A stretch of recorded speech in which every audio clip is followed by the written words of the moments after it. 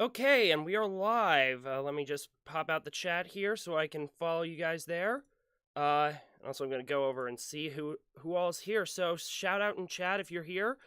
Thanks everyone for tuning in. So the election is going on today, and boy, oh boy, oh, did I not transition my screen? Okay, there we are. Good. It's delaying more than I thought it was. This is weird. Huh. Okay, whatever. But yeah, the French election is going on today. We are expecting results here in about a half hour. If you didn't watch my stream yesterday, I covered most of the candidates, but I'm going to go real fast. Pull up the. Let me go to the France 24 website here so I can pull up the.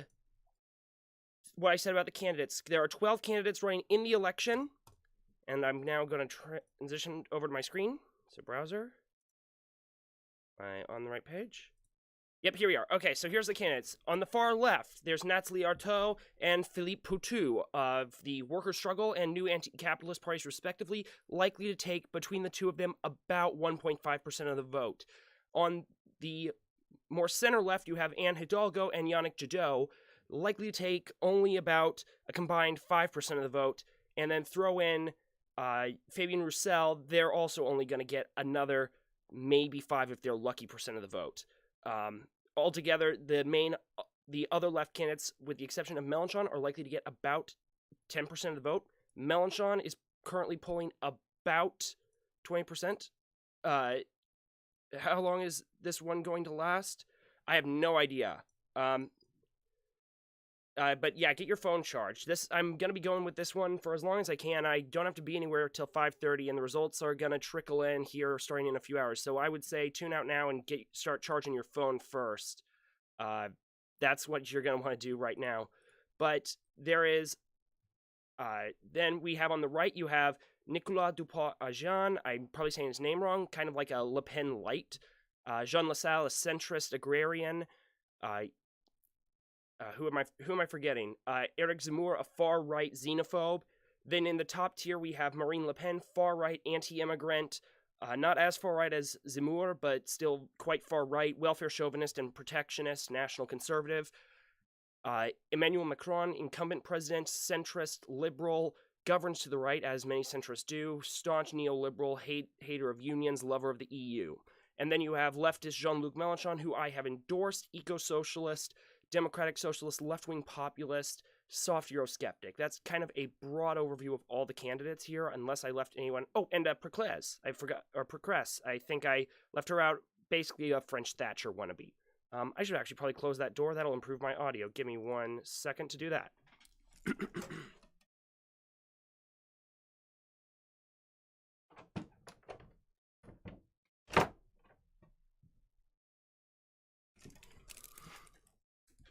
Well, that was embarrassing. Anywho, so there's the candidates, and I've got France 24 stream up that I'll be tuning into every now and again. That is not the right tab. Let me get to it. Okay, let's just tune in to see what they're chatting about on France 24.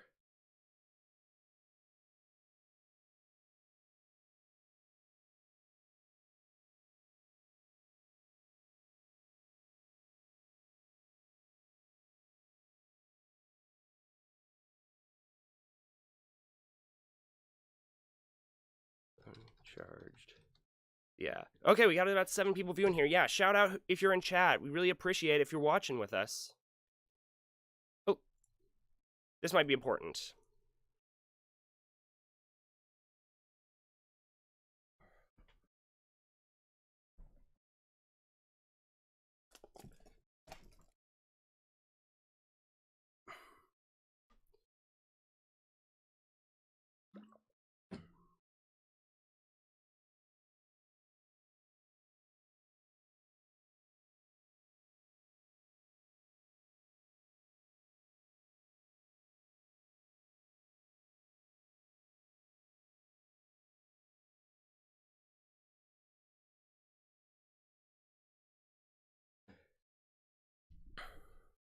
Yeah.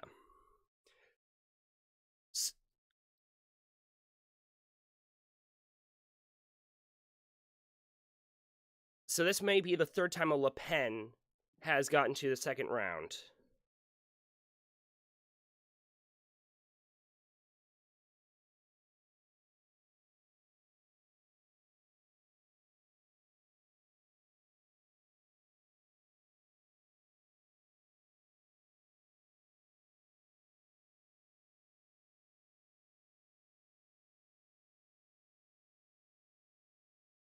Wow. Wow, a quarter of French voters did not turn out to vote at all. Admittedly, that's... Okay, that's less than usually abstain in American presidential elections, but that is quite surprising right there, that a quarter of French voters are not turning out altogether. Let's see who they're chatting with now.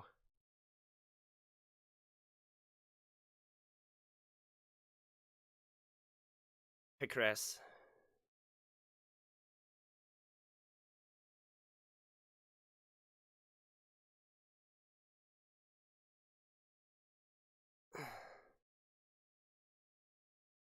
Oh, are you not hearing France 24?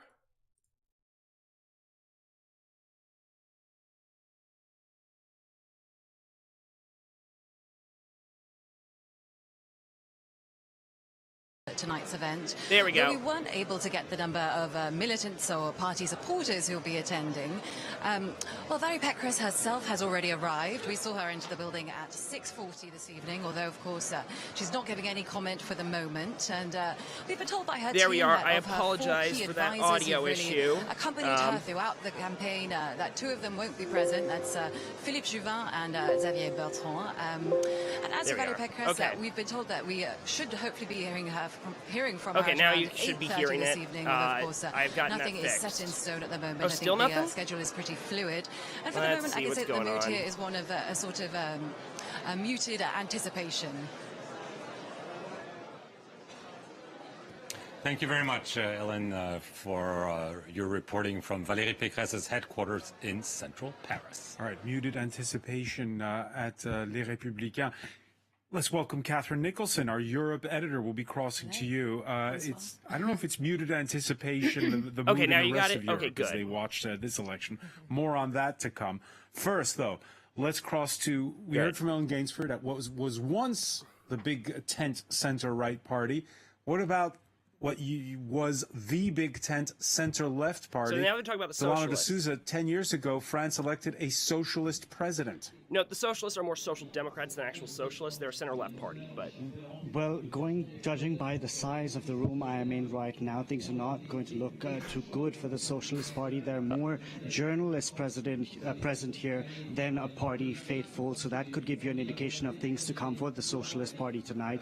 Anne Hidalgo voted here in Paris in the 15th arrondissement quite early in the morning at 8:40. She was in fact the first candidate to go out and cast her ballot. Now, what she will be looking for is to see how well she does compared to the Socialist Party candidate in 2017, Benoît Hamon, who took home 6.3% of the vote back then. A vote share which was seen as catastrophic for the Socialist Party. Never had they fared so poorly in a presidential election here in France. The Socialist Party, I should remind you, if they don't make 5% of the vote share, they will not get reimbursed for their campaign costs. The Socialist Party has seen its finances really tumble in recent years. They were forced to sell their campaign headquarters in the chic 7th arrondissement of Paris and move to the suburbs in 2018 just to raise funds. Now, despite all this, Anne Hidalgo says there is a future for the Socialist Party here in France, that it will be a part of the political landscape. And what she often cites is how Social Democrats fare in other parts of Europe, most notably in places like Germany, Norway, Denmark, or even Portugal. Back to you. Delano D'Souza at Socialist headquarters.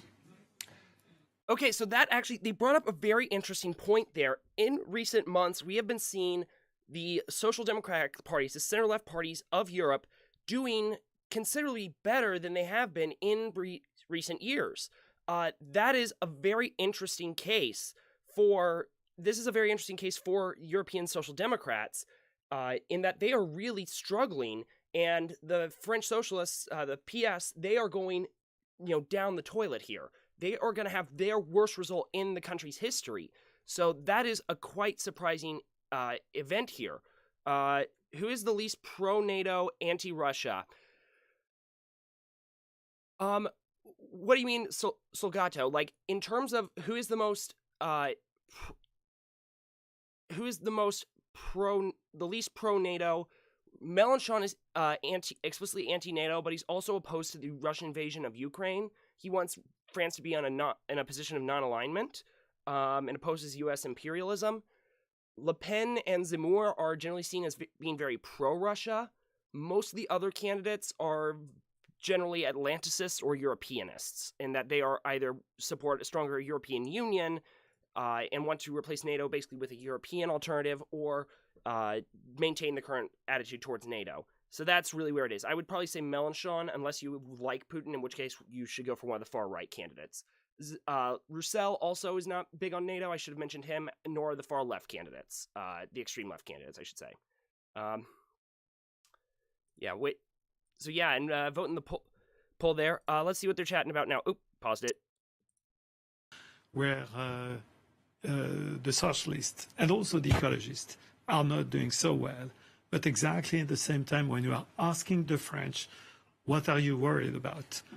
They are going to say France is unjust, social inequalities, lack of social protection, climate change. So normally, all of that would normally benefit to the socialists and to the ecologists. But when people are saying, I'm preoccupied by climate change or social justice and inequalities, it doesn't say exactly the same. It doesn't say that there is a consensus on what the ecologists and the socialists are proposing.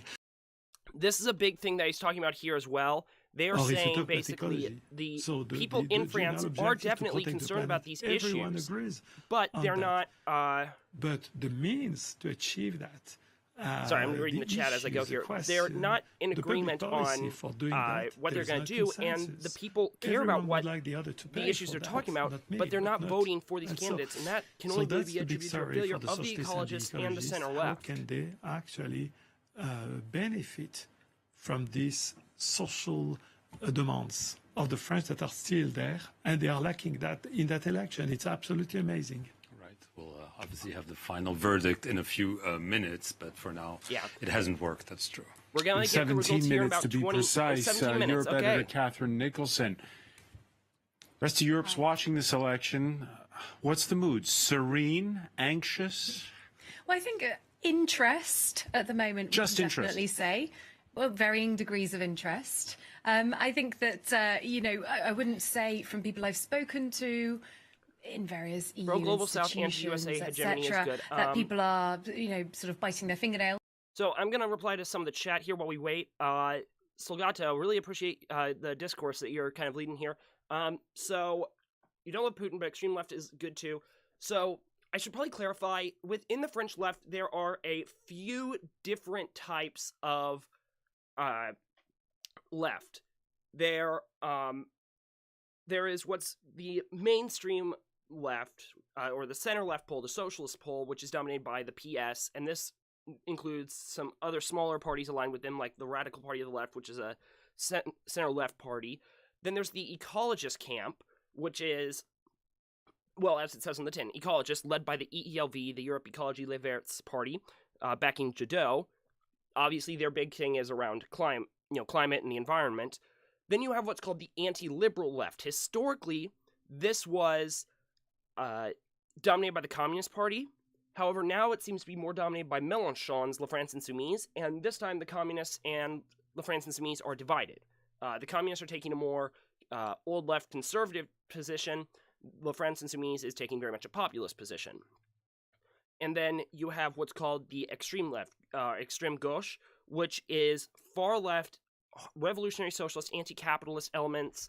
And in this election, that's being represented mainly by the new anti-capitalist party and the Workers' Struggle Party, both of which have Trotskyist origins. However, only one of them is an explicitly Trotskyist party.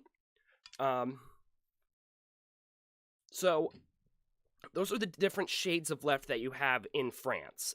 The extreme left usually gets less than about 2% of the vote, although they have done surprisingly well in some past presidential elections, but not this time. Mélenchon has kind of taken any of the energy they got in like 2002 or 2007, and now he's running with it. But just lost my train of thought there. Shoot. The anti-liberal left, and they're called that because they oppose economic liberalism.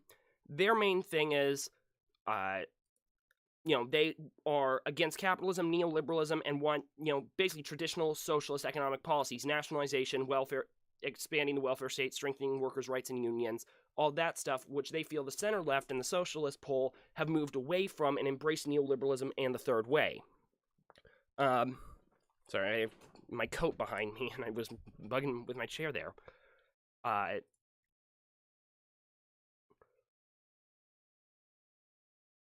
So yeah. I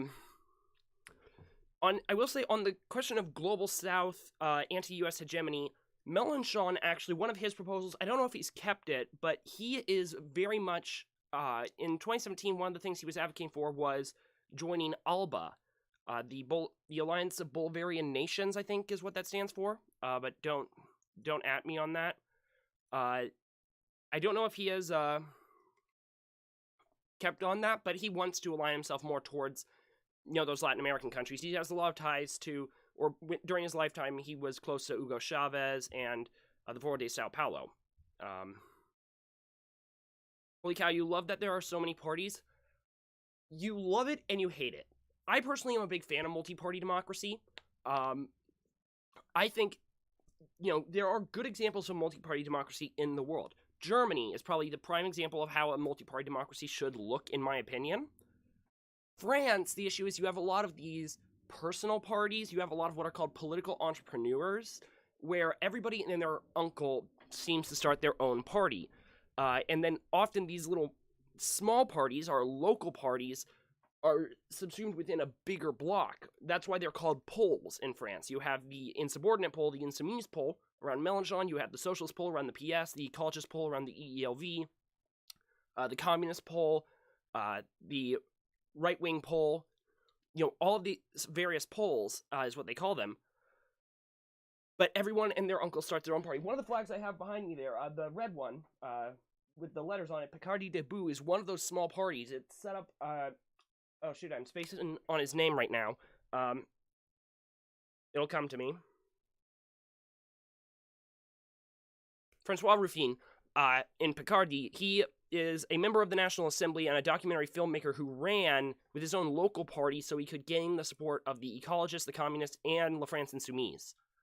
So that is kind of an interesting thing there. I don't know why you can't see what's going on the...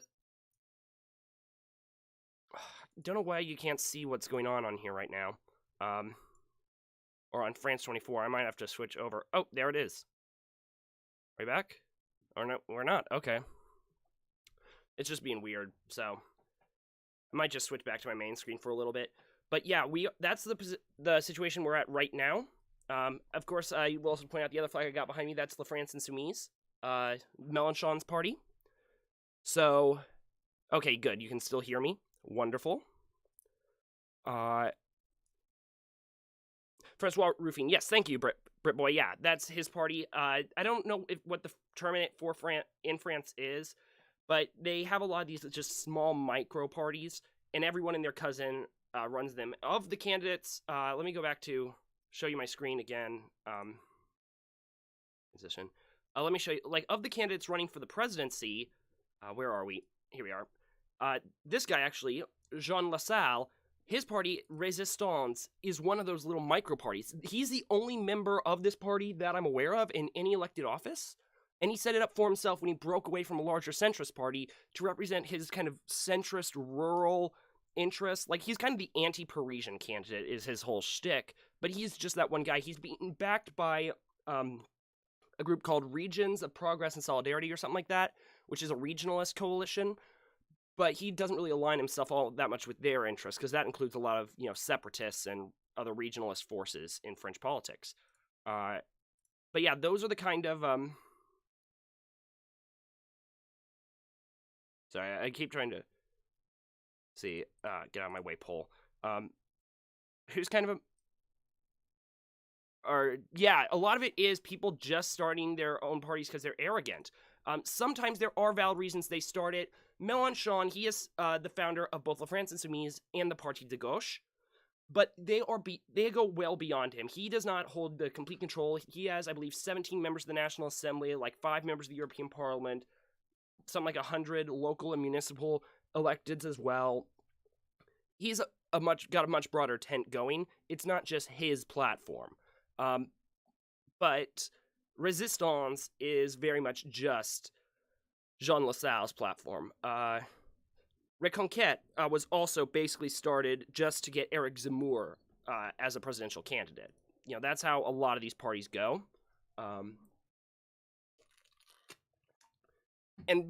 So you have a lot of these just small parties that are just consumed within larger parties. And they mostly just represent these very narrow interests in French society.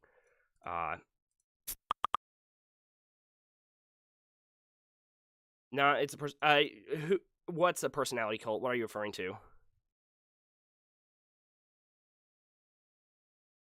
I need to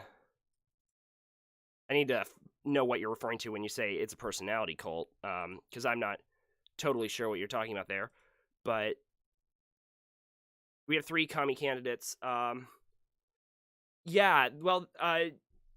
you have Roussel, you have Artaud, and then you have Poitou, all of whom I think would be open calling themselves communists.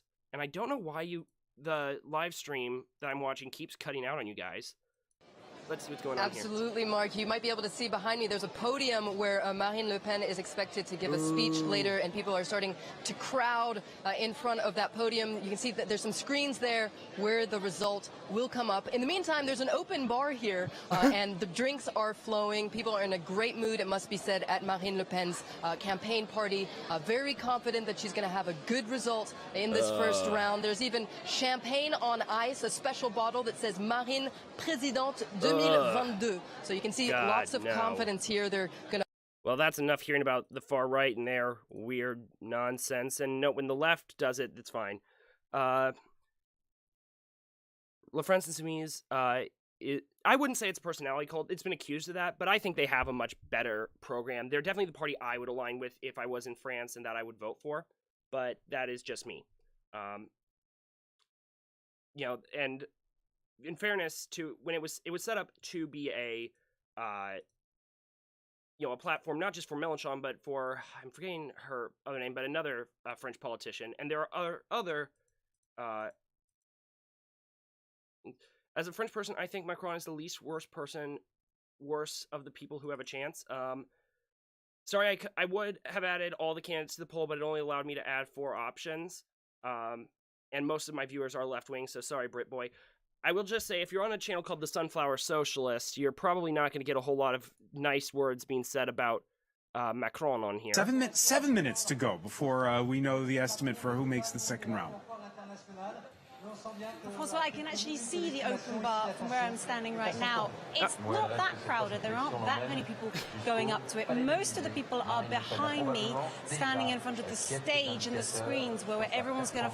Yeah, okay, so they're at Macron's campaign headquarters right now. But I'm bummed that socialism is getting scooped up by social conservatives in the USA, hoping it's temporary while queer ego left catches up. I'm not sure I get what you're talking about, Salgato. But yeah, I'm not entirely sure what you're referring to there, because I don't see kind of the division that you are. Who'd we lose? Okay, no, we got the viewers right now. Okay. But sorry, I'm just trying to think what we were talking about. Oh, you're going, okay, bye, Britboy. Sorry to lose you. But, okay, my desk is an absolute mess, and I don't have a whole lot planned today because we only got a few minutes until the election results start trickling in. Of the 3 people who have voted in my poll, so far, everyone is saying they'd vote for Mélenchon, and you can count a 4th vote on there because I also would be voting Mélenchon as well, but I can't vote in my own poll for some reason. Okay, I don't know what is going on with the live stream on France 24, why you guys can't see it. But oh, whoa, some. Emmanuel Macron won comfortably in the second round of the presidential election. He got 66%. Marine Le Pen got the rest. The legislative elections were also a massive success story for him. He got an absolute majority. He got over 50%. Yeah. So we're only 5 minutes away from when the results are supposed to start coming in.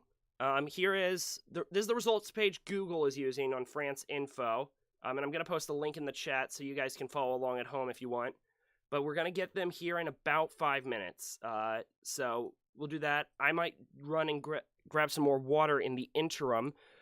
Not just USA, Salgado, but it's all over the globe. Castillo in Peru, Ortega in Nicaragua, Galloway in the UK. Galloway is a meme. Let's be honest. No one takes him seriously anymore, and they haven't for years. He's always been a, I don't want to swear too much on this channel today, since it is a holy day, but, yeah, he's a joke, but,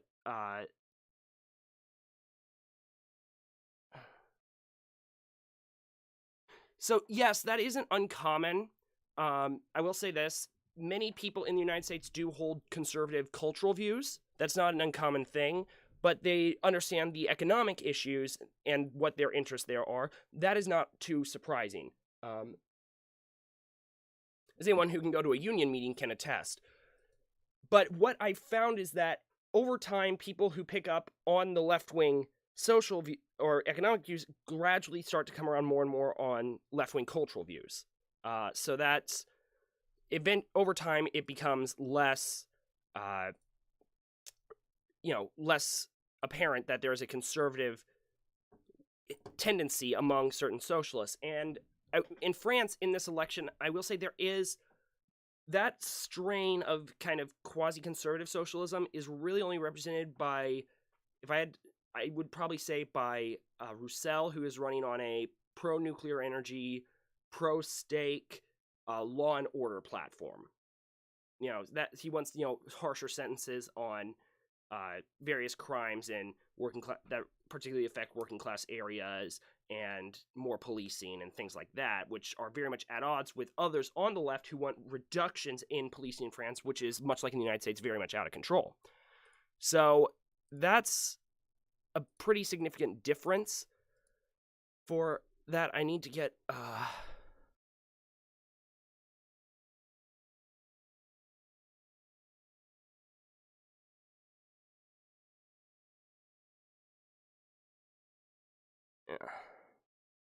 Okay, sorry, just trying to read the chat as we go here. Just want to see if we can see any more of... Absolutely, it always is the majority coming out of the first round. So he has to open the tent and bring other voters, those who didn't vote, those who voted for potential allies, but also some who voted against him. And so, yes, this is why it's going to be very intense. So it's not just about the top two. It's you need to figure out where you're going to go get those other votes. Yes, especially. And this has been a very peculiar campaign. It's been a belated campaign. It's been hampered by COVID. And that last part, where you're going to go get the votes, that's the big problem facing Macron in the second round, because in 2017, he could turn to left-wing voters, not just to right-wing and centrist voters. He could turn to the left-wing electorate and get their votes for the most part, because all they wanted was to stop Le Pen. In this election, they've had 5 years of Macron, so there's not really any reason for them to want to go and stop Le Pen. They've had 5 years of Le Pen, or 5 years of Macron, so Le Pen could not be any worse than Macron has been already. The polling stations across France. Here it comes. They are closing in 1 minute. Our first estimates with our partners Ipsos, and those estimates will be honed throughout the night. Estimates that, again, are going to evolve a little bit, Mark Perlman, what with the first polls only having closed an hour ago in these villages and smaller cities, but not all that much. Not all that much. They're generally quite precise. We've never had a major upset when an estimate was saying something and the final result said another thing. But so what you're going to see on your screen is that we on the set are going to disappear for a few minutes, and instead you'll have the faces of the two winners. That's coming up here on France 24, and of course live reactions from campaign headquarters for Those who are through. Here we are. They're coming up soon. I just realized I'm sticking my tongue out at you guys. And there you have it, Emmanuel Macron with a lead after the first round of the presidential election. A little under 5 points. A rematch of 2017. Okay, so that's the preliminary results, more or less in line with the polls. Let's see if I can get any further info on results here. Let's see on the France 24 website. Let's see where there are other.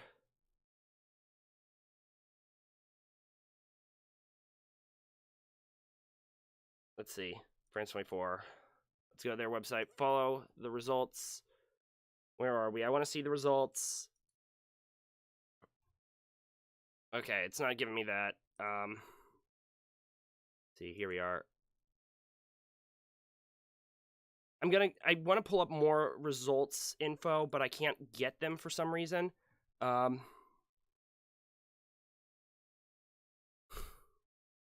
Yeah, because it's very much... Right now, this is what we've all been waiting for, and I'm not seeing what I want to see. So, New York Times, just give me numbers. Okay, you're not giving me numbers. I want numbers.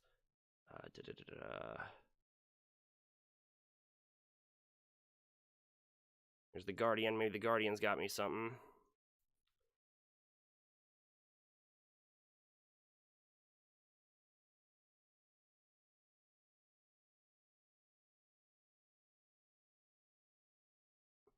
Okay, so the main page I'm following isn't going to upload theirs for another hour. I may cut out for a bit and then come back later on, just because I do need to get some water. But exit polls are illegal in France. However, there's the Le Pen HQ, where they got champagne on ice, unfortunately. But let's just go back to here real fast and see what's going on with is probably better than some of his lieutenants were fearing in recent days. Marine Le Pen still getting over 23%, which is better than 2 points. Let's see. Okay, these are okay. So these are just estimates. That's my mistake I'm making here. They are not. Mélenchon 20%. Yes. Okay. Figures. Jean-Luc Mélenchon 20%. Last time it was 19.6%. Was very close. Yeah. To the second round, he again doesn't make it, but. Yeah, like this is a really good sign for Mélenchon. He is showing he is the leader for the left in the coming elections. He has done it yet again. Same thing. You know, they are. He has done this in all three elections he's been in now. He always starts out kind of rough in the polls at the start, kind of in the fringes. Then he always surges later on and towards the end. He improves significantly as time goes on. For Emmanuel Macron's La République En Marche party, and also Hervé Juvin, member of the European Parliament for Marine Le Pen's national rally. Let's cross to Socialist Party headquarters. The mayor of Paris and candidate for president Anne Hidalgo is speaking. Oh, Anne Hidalgo is speaking. Let's listen to this. I wish to commend the electors, and I would like to mettre le son en plateau, s'il vous plaît. I know how disappointed many of you are this evening, and of course, together, we will be drawing lessons from this in an objective way. However, know that we will never give up. Yeah, you might want to give up. I wish now to speak to everyone that I met all around France, everyone who I'm fighting for. The people who are working so that our country remains strong, the workers, the employees, the nurses, farmers, teachers, everyone who brings life to our beautiful country through their creativity, through their generosity, and through their commitment.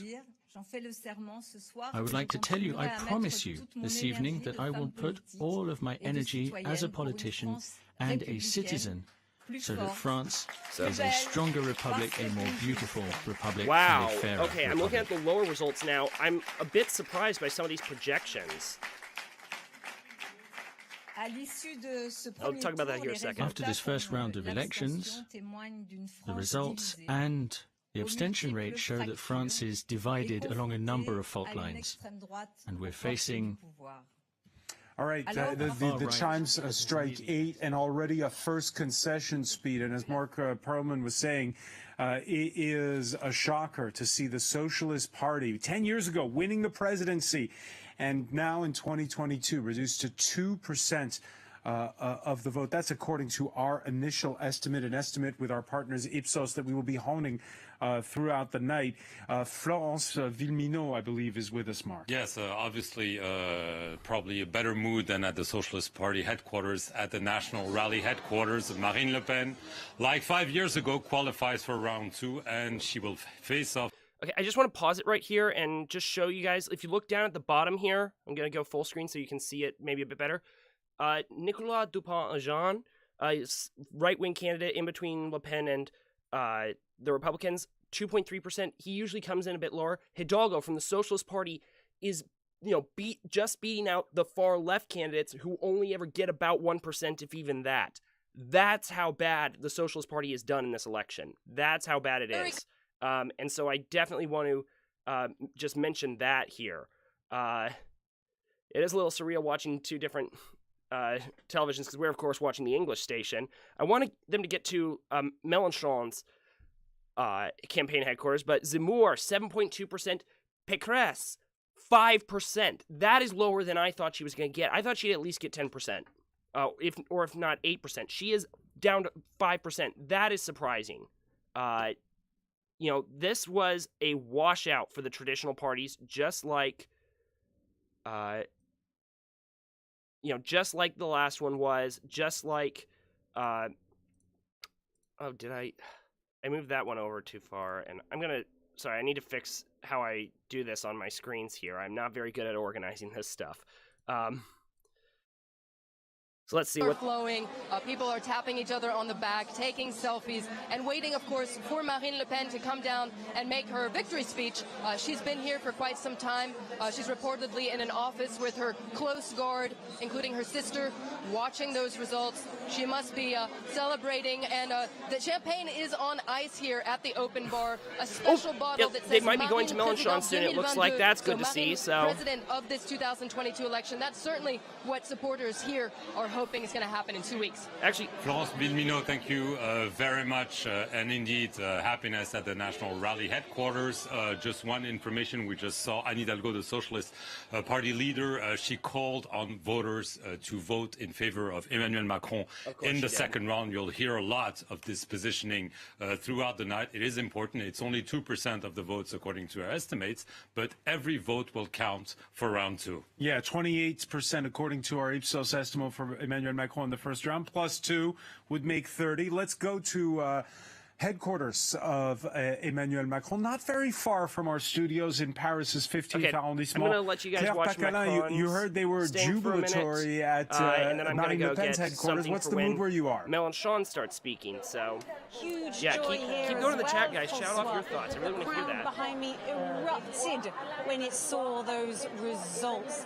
Same kind of eruption of joy that we saw in 2017, 5 years ago. You can probably just about hear that crowd behind me cheering again. We keep hearing a slogan, and 1 and 2 and 5 years more. People here in the room are pretty confident now that their candidate cannot get another 5 years in the Élysée Palace as president of France. There's a lot of joy, a lot of excitement, a lot of confidence in this room. The nerves that I detected earlier on have subsided a little bit. Claire Pacalin will be crossing back to you throughout the evening. And of course, when the incumbent speaks, we're again in the company of Rachel Donadio, of contributing writer to The Atlantic, and with a member of Parliament, Jean-Noël Barrot, and Hervé Jubin, member of the European Parliament for the National Rally. Jean-Noël Barrot, let me begin with you because we just heard Claire Pacalin.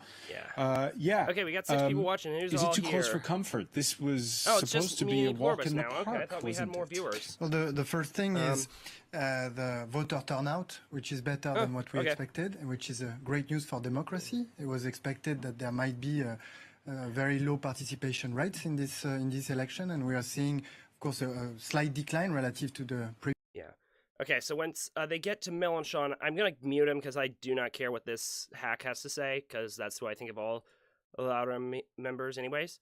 But, okay, I don't know why it keeps cutting out like that. That's annoying. But anyway, let's go to the other results here. Let's see what I'm pulling up, because I really want to see what they're actually saying. A quarter of the vote didn't turn out, but Mélenchon got 20% of the vote, so only 3 points behind Le Pen, 8 points behind Macron, admittedly, but still quite well. EELV, only 4%. Roussel, 2.7% from the Communist Party.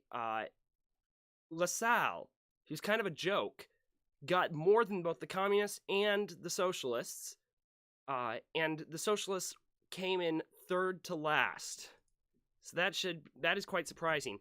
I do also have here a bottle of French wine, a Côte de Rhône. If any French viewers are watching, tell me if I got a good bottle. I got the cheapest Côte de Rhône that I could find at my local liquor store. But tell me if this is any good. I'll hold it up to the camera so you can see the label. And we gotta drink a toast to our French comrades later. For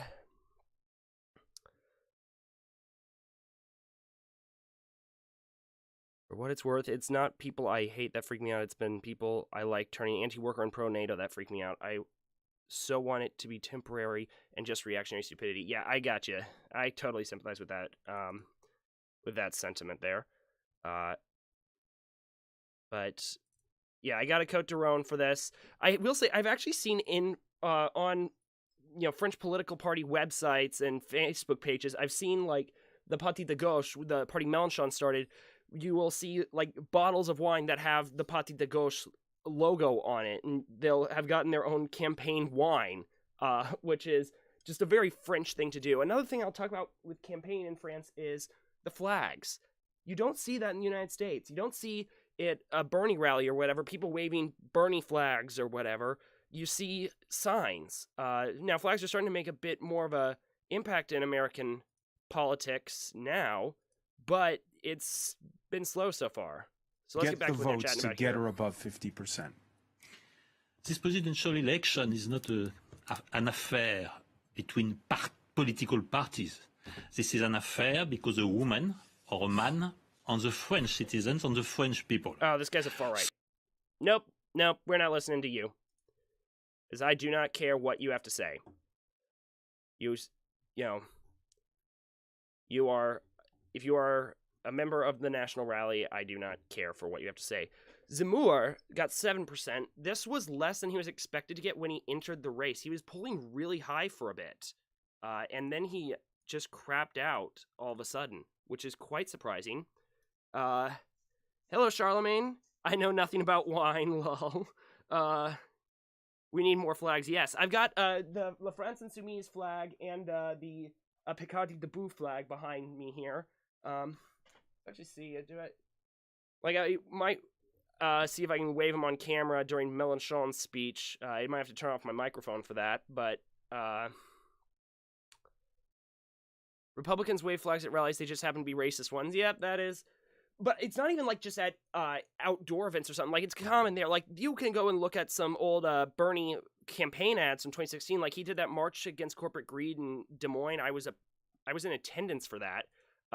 And I brought the DSA flags that we waved, and they made a bit of a splash and showed up in one of Bernie's ads later on. But, you don't see people waving flags indoors like you see at rallies in Europe or elsewhere. And I really like that. And I have a whole collection of flags from European political parties. Not just European. I also have one from Canada as well. Oh, the polls changed. One person said Roussel and one person said Jadot, but still Mélenchon is far and away leading in our poll here.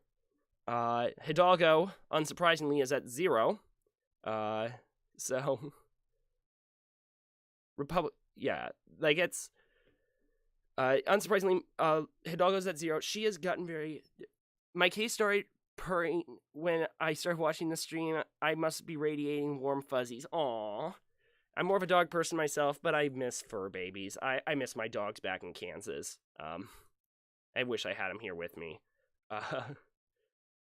I will say, when I broke my arm back in February, I was actually walking my boss's dog, who I was dog sitting at the time, and it was great having a dog here when I was convalescing from that broken arm, so that was very helpful and very kind and very nice. Let's see, where are they now? They don't have anyone from Mélenchon. Let's see if any other updates. I want to see if Mélenchon sent out his statement yet. I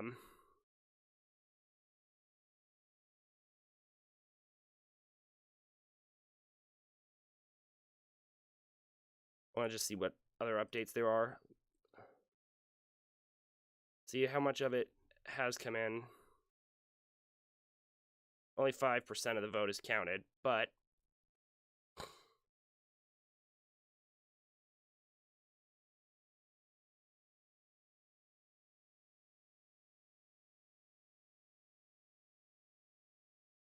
this is probably a good summary from The Guardian. Mélenchon, head of the hard left La France Insoumise, emerges as the uncontested leader of what remains of France's left with 20% of the vote. Yeah, absolutely. And it's worth noting, the left candidates combined, let's go back to looking at their results, the collective results of the left candidates. So Mélenchon, 20.1%. Jadot, the second closest left candidate, 4.4%. So 24.4% right there. We've just beaten Le Pen. Moving on down, let's go to Roussel, 2.7%. So now we are up to 27.1%, I think. Now we're just 1 point behind Macron, 2.1%. Now we're up to 29.2%. We've beaten Macron in the first round. And then throw in Artaud and Poutou in there. That's another about 1.5%. So now we're about up to 30% there. We could have had almost the left collectively had a third of the vote in this election, but they didn't win. And a lot of those who voted for Macron were voting against Le Pen. A lot of those voting for Le Pen were voting against Macron. It's a lot of that kind of strategic voting. Had the left rallied behind one candidate, they would have gone into this stronger than they could have. And it's clear Mélenchon was that candidate, but they didn't. And a lot of it is ego. And a lot of it is political division that just exists. And that's always hard to overcome. But it is. Let's see who they're at now. Right, what you've just said. It's not true that we did not give indications in 2017. What we did not do is call for voting for Macron. But further in explaining this project to the French people. We heard Hervé Juvin saying, let's wait about Jean. You still holding out hope that you'll be into the second round? I don't think so, no. The results are quite clear, although there might be differences at the end of the night, especially because in the youth, in the ballot places where the youth came out massively at the end of the day, the voting is still going on. And it's going to go on until at least 9 o'clock, and so those results will be taken in later, and I'm quite sure all of those young people are voting Mélenchon, so it'll be probably a higher result for Jean-Luc Mélenchon, but not enough to change the result we've just heard of. Raquel, I want to ask you, last time around, Jean-Luc Mélenchon did not clearly set what he would do or what should be done for round two. Is it good?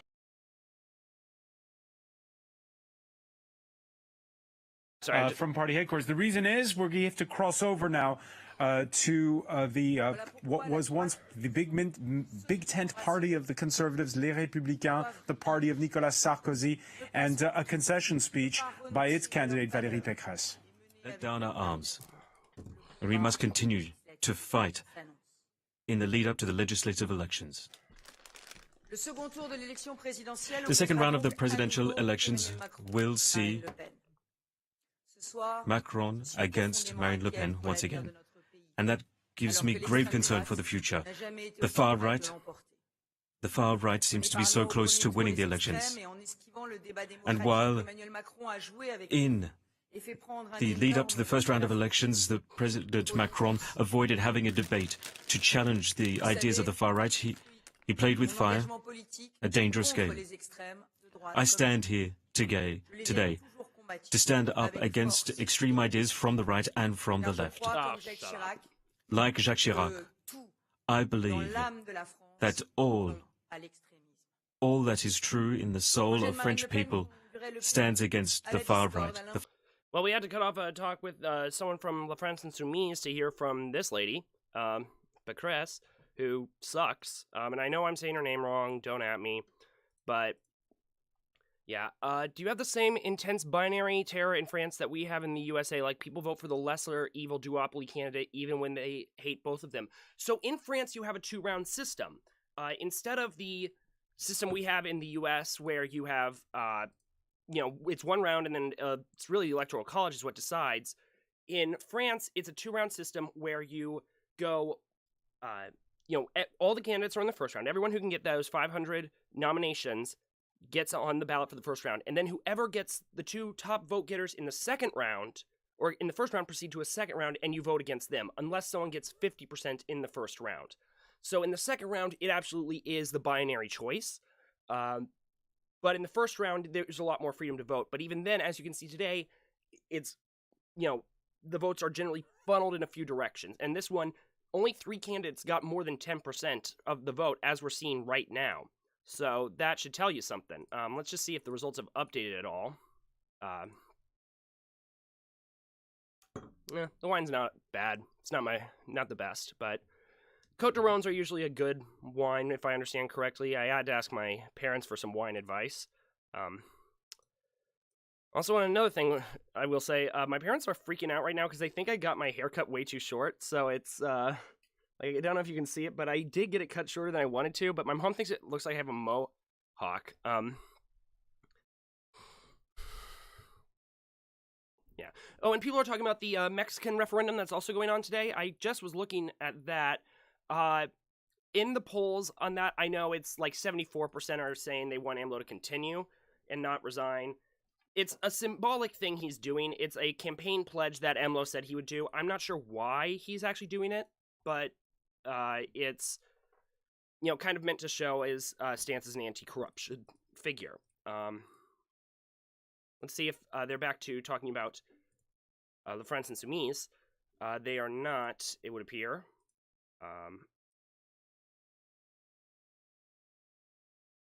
The top lieutenants, Éric Ciotti, who's more to the right of the party, said he would not give any voting indications, which obviously already says a lot about the divisions within that conservative party. Yeah, okay, so they're actually touching on something that is kind of important in French politics right now, and that revolves around the polarization. Like I said, in French politics, you have polls, and the elections, this election kind of reaffirms what many thought was going to happen. Well, that's right, Mark. This really has been a catastrophic result.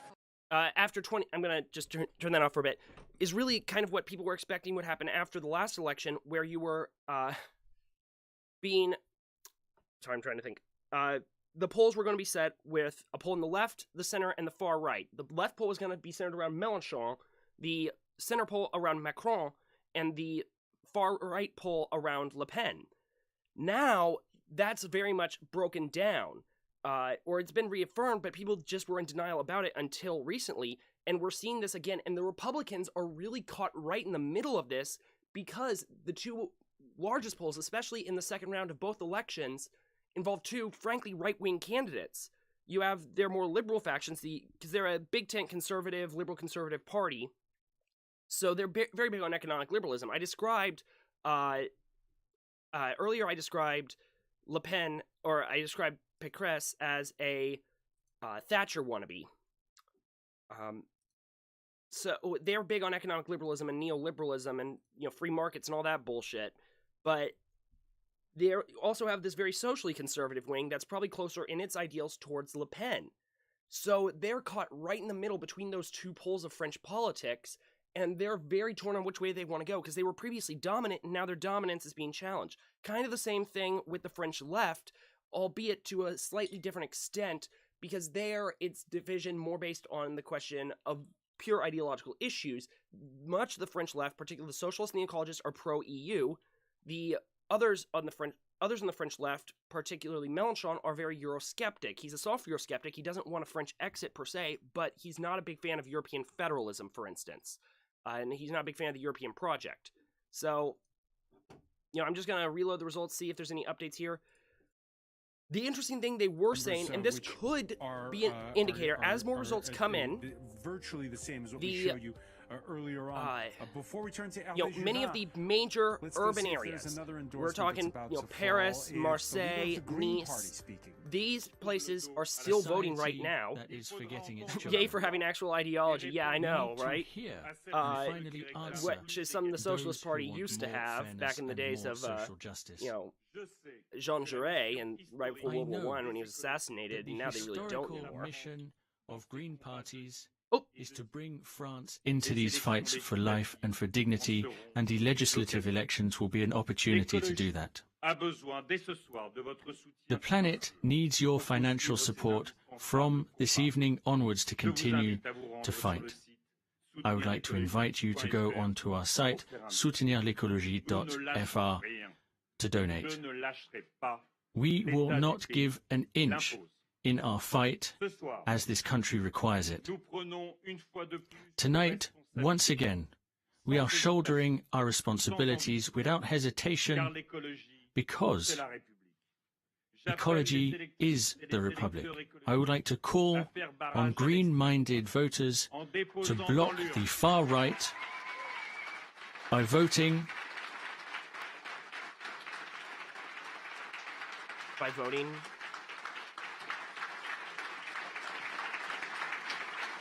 Okay, you can stop clapping.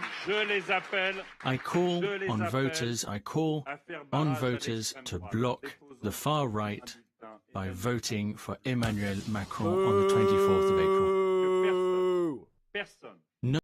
Nobody, no one should underplay the fundamental threat that is the far right to the democracy, social peace, the planet, and the values of our republic. And I also want to say to the incumbent president, Emmanuel Macron, that our vote does not mean that we have forgotten his role in climate inaction, social denialism, and forgetting democracy. Yes, thank you. I do not like Jadot all that much, but I would have voted for him. Live remarks there by he probably would have been my second choice of the left candidates, if I'm being honest. While mainly blasting because him ecology, even over if he's such what a you just Europhile heard him and a say, moderate. climate inaction. Valerie de Kemp, there's going to be disappointment. The Greens outperformed at the European elections. They were hoping to beat their best ever score. It dates back to 2002, 5.2%. That's not going to happen. Yeah. Not going to happen. 4.3. That's a No, this isn't devastating the Bernie loss moment. for This is Jadot worse. and the Greens. And when the photo of Yannick Jadot appeared on the screen with that 4.3%, there was a collective gasp and some people even holding each other into their arms. So huge disappointment for supporters here tonight. And you can see now people cheering Jadot behind me as he's just ended his speech and he's about to leave the venue. But again, a huge disappointment nonetheless, as 4.3%.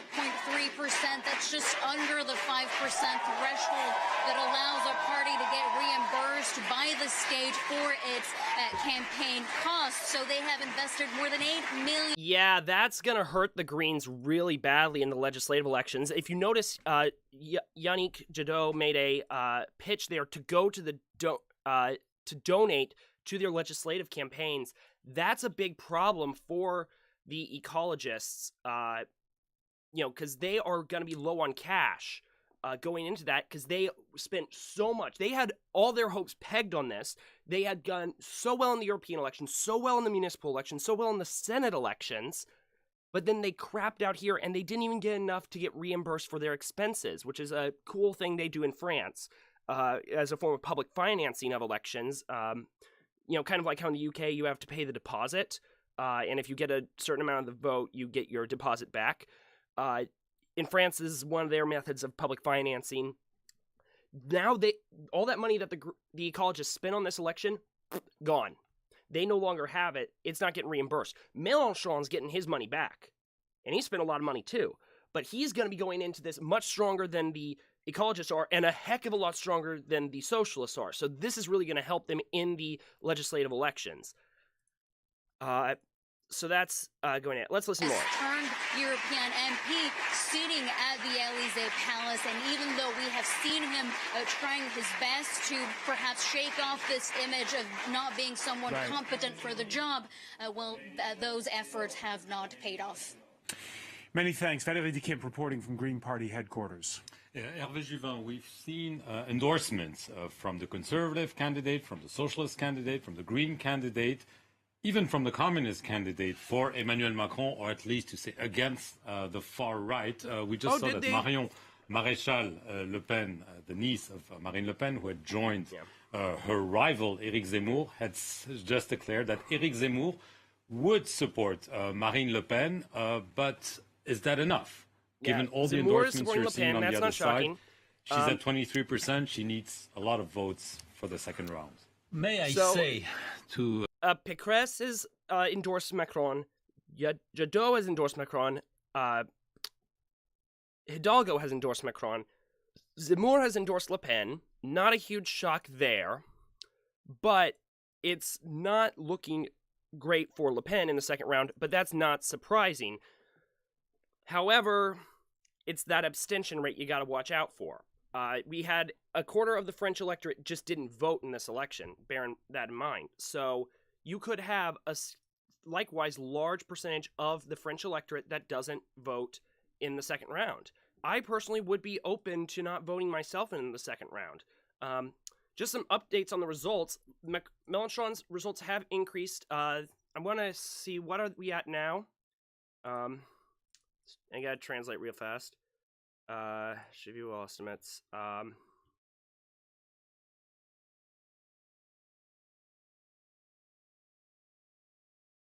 So we're not getting any local numbers yet.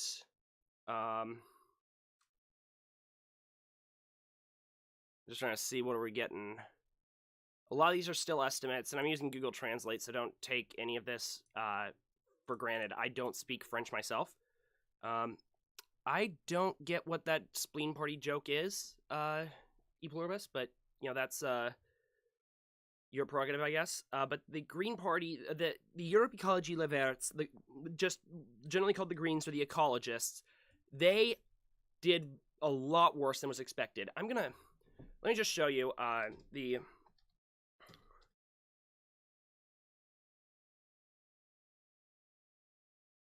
did incredibly well in the municipal elections in 2020, in the height of the pandemic, I might add.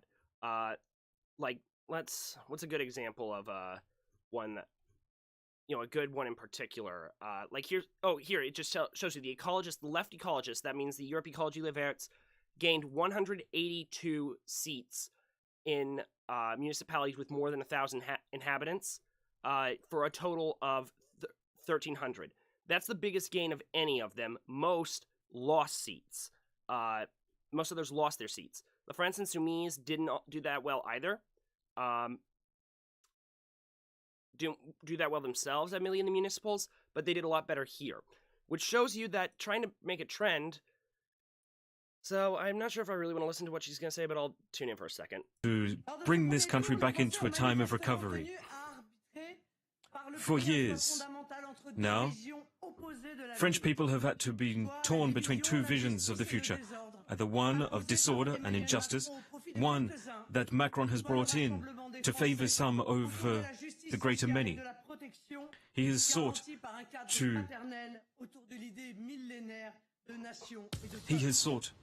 to fight against something which is so fundamental in Europe. Europe, one of individual nations and individual peoples.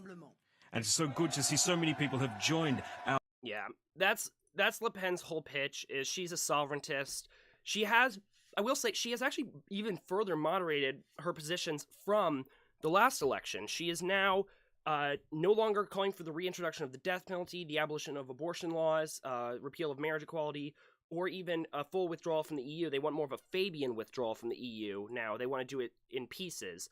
But she still has maintained a very clear nationalist line, still very much dislikes the EU, and would like to gradually get out.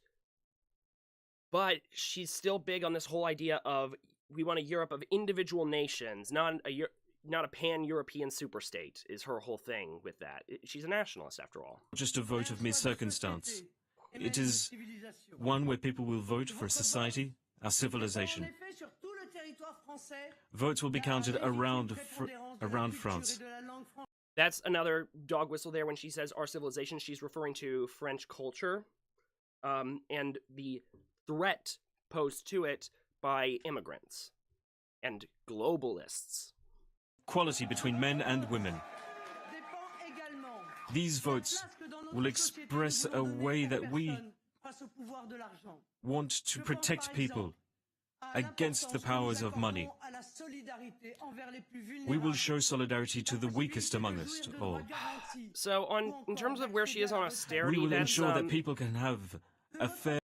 So when it comes to their economic issues, Le Pen is positioned herself as a protectionist and a welfare chauvinist. In some ways, she's seen as having more economic views in line with the left than on the right. She's big on the welfare, like she likes the welfare state. She likes workers' rights. She opposed the El Khomri law, which gutted union rights in France, and she opposed the pension reforms and a lot of the neoliberal austerity reforms. But it's important to note that she is fundamentally doing all this from a right-wing perspective. She is not a friend of the left or a friend of the working class, even if her policies have some resemblance, because two roads can get you to the same place, but one road is horrifying, to say the least, and eventually when you get back on that road, it leads you down to an even worse destination.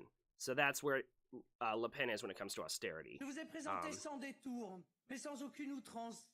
On that day, I will stand up against the major challenges that faced our country by presenting a program that is justified, well thought out, and critically analyzed. I will strive to fight against the divides that have brought our country asunder. The social divides, territorial divides, institutional divides, cultural divides, medical divides, digital divides. I will bring back order to our nation within just 5 years, so that France can live up to its rightful place in the 21st century, one of great opportunity, because recovery is so essential for our nation. And I have ambition for our country, an ambition that we will be democratic, that we will be decided for by citizens. One in which all political opinions can be fairly expressed and heard. My ambition will also focus on the economy and environment. What? God. My ambition is also for the environment and for the economy, so that we can focus once again on our own nation's economy, on supporting small businesses, but while also protecting the environment. Because it is the small businesses which are the lifeblood of this nation.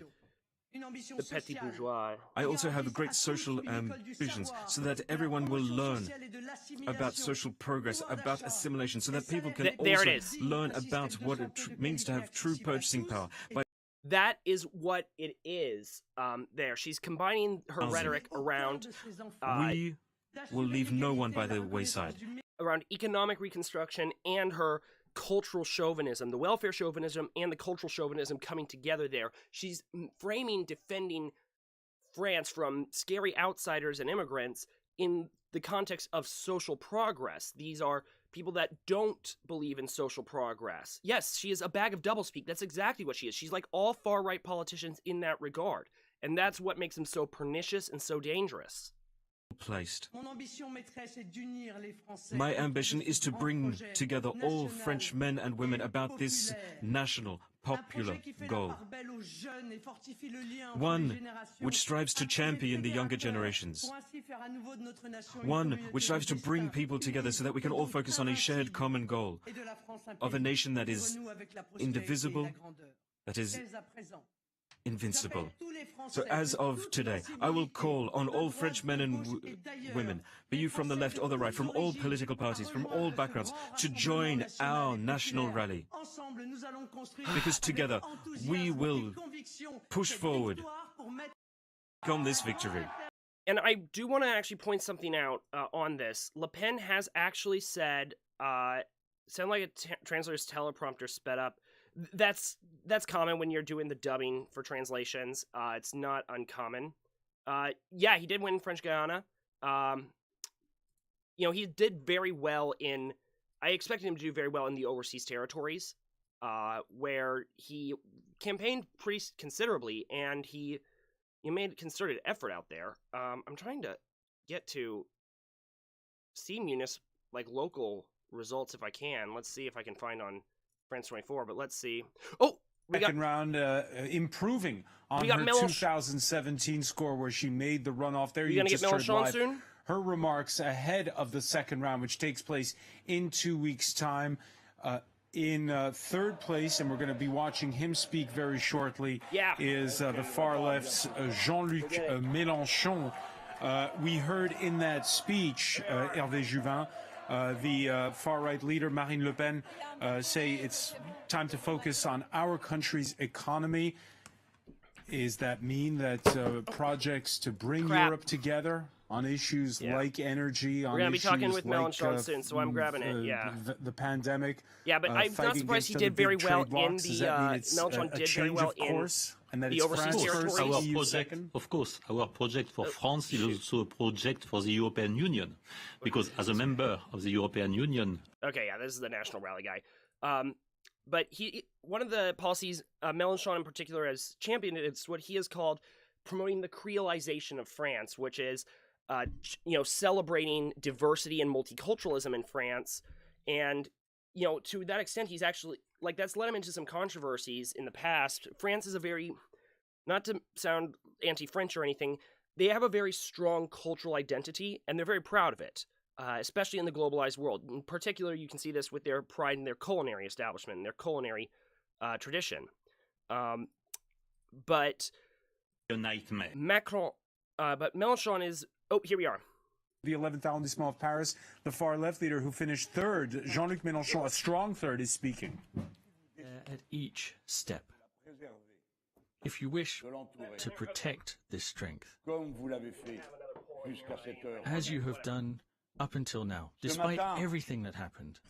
I have another flagpole, but I can't find it. It was beautiful weather this morning in Marseille. I looked out over the ocean with the beautiful bouncing off the waves. This morning, as I readied myself to enter the fray, without knowing what would happen, I heard from the Oyapock, the French border in Brazil, and Maroni, and Martinique, and Guadeloupe, and the Réunion Isles, the overseas French territories. This was the first round. And from the first round, they wanted me as their president. Yeah! And in their choice, I saw what they were saying. I saw the state in which the country and its people are in the mainland and elsewhere. People are exasperated. People feel like they exist in a permanent state of social, environmental crisis, and once again we're seeing this evening a political emergency. Because the situation that we are faced with right now, as was made not by us, not by the French people, but as was made by the institutions of the Fifth Republic, yes, and as was made by this strange random system that calls you to pick between two lesser evils. Yes! You know that they are bad for you and that they are not of the same nature. Each of you has to face your conscience as you make this terrible choice. Humans are always faced with difficult choices. Well, what happened last time? Last time, I told you what I shall tell you again. I know your anger, my fellow citizens. You all, who I mentioned just a few minutes ago, I know your anger, but do not give in to it. Do not let your anger make you do things that would be irreparable. Yeah. So long as life goes on, the fight goes on.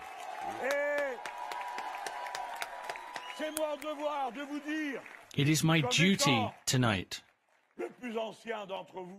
as the eldest amongst us, that the only task we have to fulfill tonight is, just as the myth of Sisyphus, we must not let the rock fall to the bottom of the mountain. We must continue to push it up. Yes. You are not weak.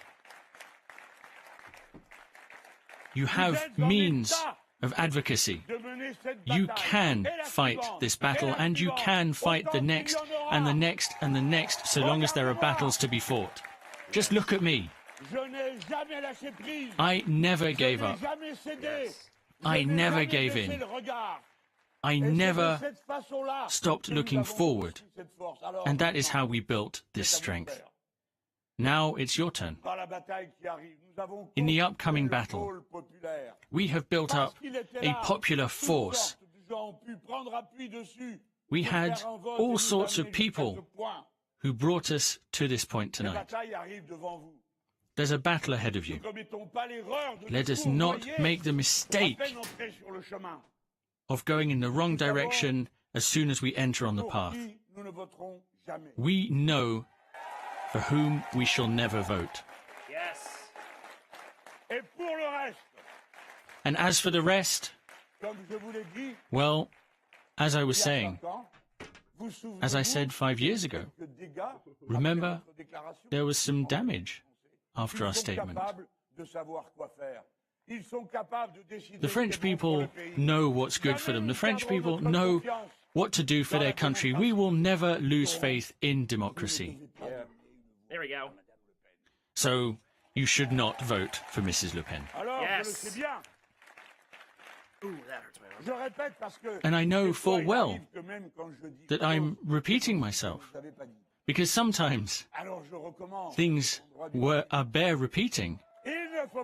So let me say it once again. Madame Le Pen should not get a single vote. Yes. Madame Le Pen should not get a single vote. Madame Le Pen should not get a single vote. Yes. There you go. I think I've been heard loud and clear on that part. So what next? We move on to this next chapter, and the 310,000 people who followed me will be able to vote.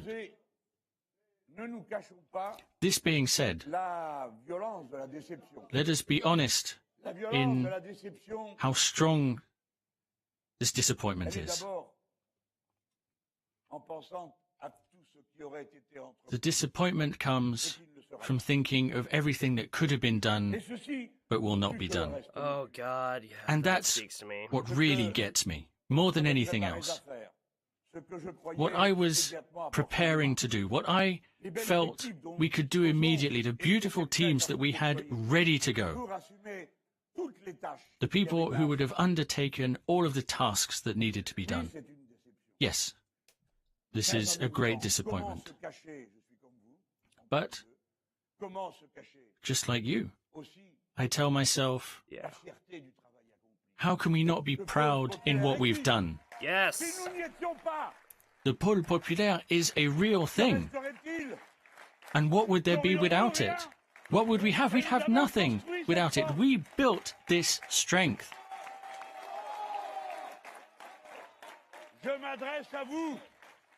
Speaking to you, those of you with us in this room, I'm not here to comfort you with edifying speeches through clenched teeth,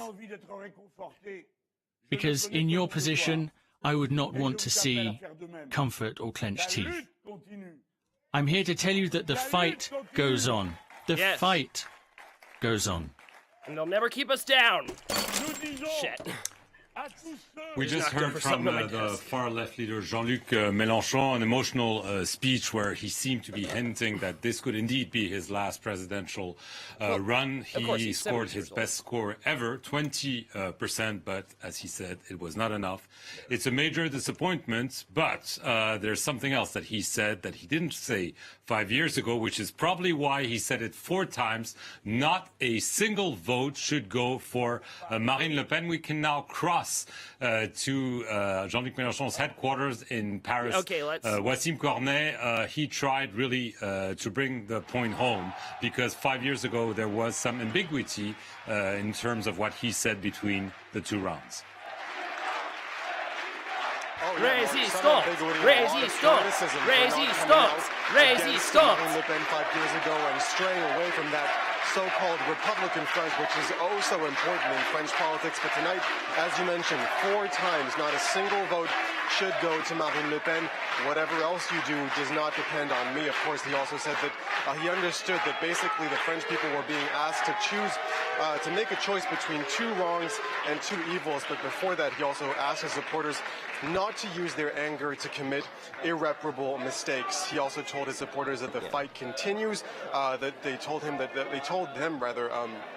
they had everything it takes to continue to fight this battle, the next battle, and the ones that came after it. And he also used some of the pages from his campaign playbook, saying that he believes that the country is in a state of social, economic, and an ecological disaster. Of course, lots of questions still. What happens to the party if this is indeed his last presidential election? Of course, the party big names will decide now. Will convene to decide what happens for the next few weeks, and whether he will carry his party through to the parliamentary elections in a couple of months' time. Cornet, thank you very much. Speaking from the headquarters of the defeated far left candidate, Jean-Luc. Okay, I also just want to point this. I hate when they refer to him as far left. He is hard left, but he is not far left. He is, very much a left-wing candidate. He is a left-wing populist. He is anti-capitalist and anti-neoliberal. He is a socialist, but he is not far left.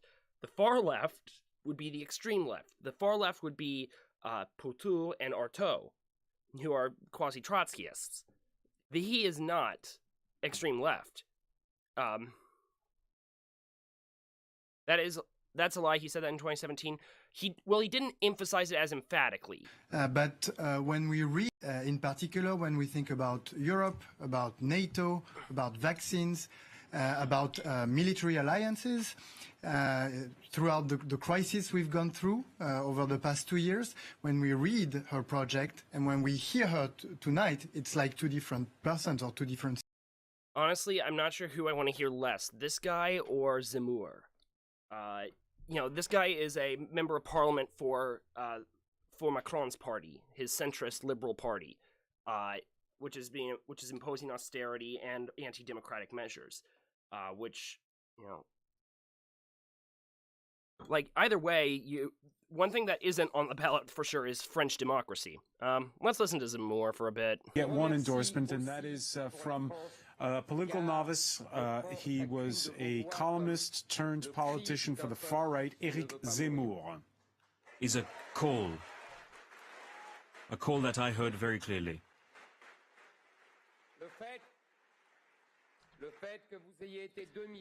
The fact that there were 2 million people who voted for me, a man who comes from nothing, was not a politician, shows that my message was heard. This is a fundamental fact that we must not forget in the coming days, nor in the coming years. Your voice will never be ignored. Whatever the outcome of the second round is, your voice will never be ignored. Everyone will understand that our ideas are worth much more than just the score we... Your ideas are fascism. Today. Your ideas are poison. Because history will show exactly thing. Why we were not able to prevail, despite the fact that a majority of the French people share in our concerns and in our hopes. Maybe because there was no campaign, because there was no debate. Maybe it was because we were ill-treated. Okay, dude, you were ill-treated because you're a racist piece of shit. You honestly got a soft pass compared to Le Pen at times. And definitely a soft pass compared to Mélenchon, where they constantly try and demonize him as if he's, you are pro-Russia quite explicitly. You don't want Ukrainian refugees. Mélenchon wants Ukrainian refugees, opposes NATO, and opposes Russia. So, they tried to make it out like Mélenchon was was pro-Russia, because the capitalist press always does that. Yeah.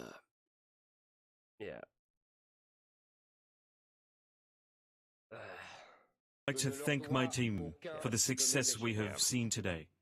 Will this be the last we hear of Zemmour? Any failing is on my so. own shoulders. I hope it's the last we hear of Zemmour, but he might come back.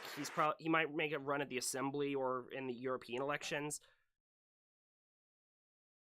The thing about these guys in French politics is they come back regularly. They are all, they are constant fixtures.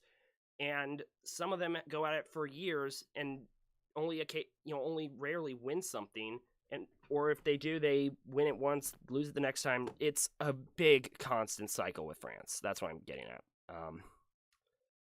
Okay, I don't get why your video feed keeps cutting out for you, but the good news is Zemmour only won 7%, and that means that combined the far left, or not the far left, the left actually got more votes than the far right, if the current results are correct, because between the two of them, unless you also want to throw, what's his name, NDA in there, that means they only got about 32% of the vote. Yeah, 32%, just a little over, maybe 33.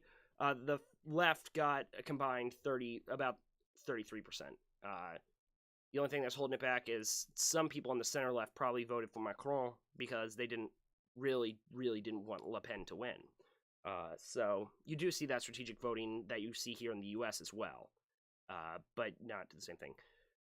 Hopefully it's the last we hear of Zemmour, but we shall see. We have not heard Roussel's statement yet, but I heard, I want to know what Roussel is saying. Let's just see what Roussel has said. Fabian Roussel.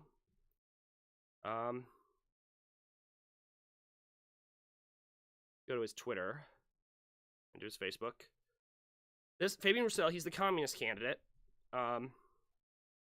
Their disappointing results are probably going to be one of the things that is going to get a totally different thing. Okay, let's translate the tweet. I will never allow Madame Le Pen to take power. We will never trivialize the extreme right and its ideas. I call on all French people to use the only ballot at our disposal to beat her in the second round. So, and that was from TweetDeck, so they probably use that one. Let's see what his other one is. Macron must give up on senseless reforms. He must withdraw his plan to extend retirement. That's a big fight in France, is Macron's pension reform. So yeah, that's the thing I do like what I'm seeing on the left candidates, is they are being very explicit to call out the Macron government, as well as say don't vote for Le Pen. Zemmour's party got reimbursements. Yes, they will get reimbursed because they got over the 5%, and that is a problem. But let's just see. I think he only has a couple incumbents in the. Let's see. France. Where are we? Reconquête. I don't know how to say it. It's Reconquest, but he has 2 members of the National Assembly right now, 4 members of the European Parliament, all defectors from the National Rally. Let's just see. Okay, so here's some of it, and one of them, who is a unique person that has joined his party, is Marion Maréchal. Maréchal, or I don't know how it's said. She used to be called Marion Maréchal Le Pen, but she eventually dropped the Le Pen part of her name, her maiden name, I believe, to disconnect her from her family, because her aunt is Marine Le Pen, but her grandfather is Jean-Marie Le Pen. And she's definitely considered closer to her grandfather than to her aunt. politically speaking. And so she's aligned herself with Zemmour, opposed to her own aunt, because she sees that. And they're broadcasting more of Zemmour's statement than they're broadcasting of Mélenchon's, and he still was talking, if I recall correctly. But Zemmour's a pundit and conspiracy theorist. That's how his Facebook page read before this election, and now he's a pundit, conspiracy theorist, and former presidential candidate.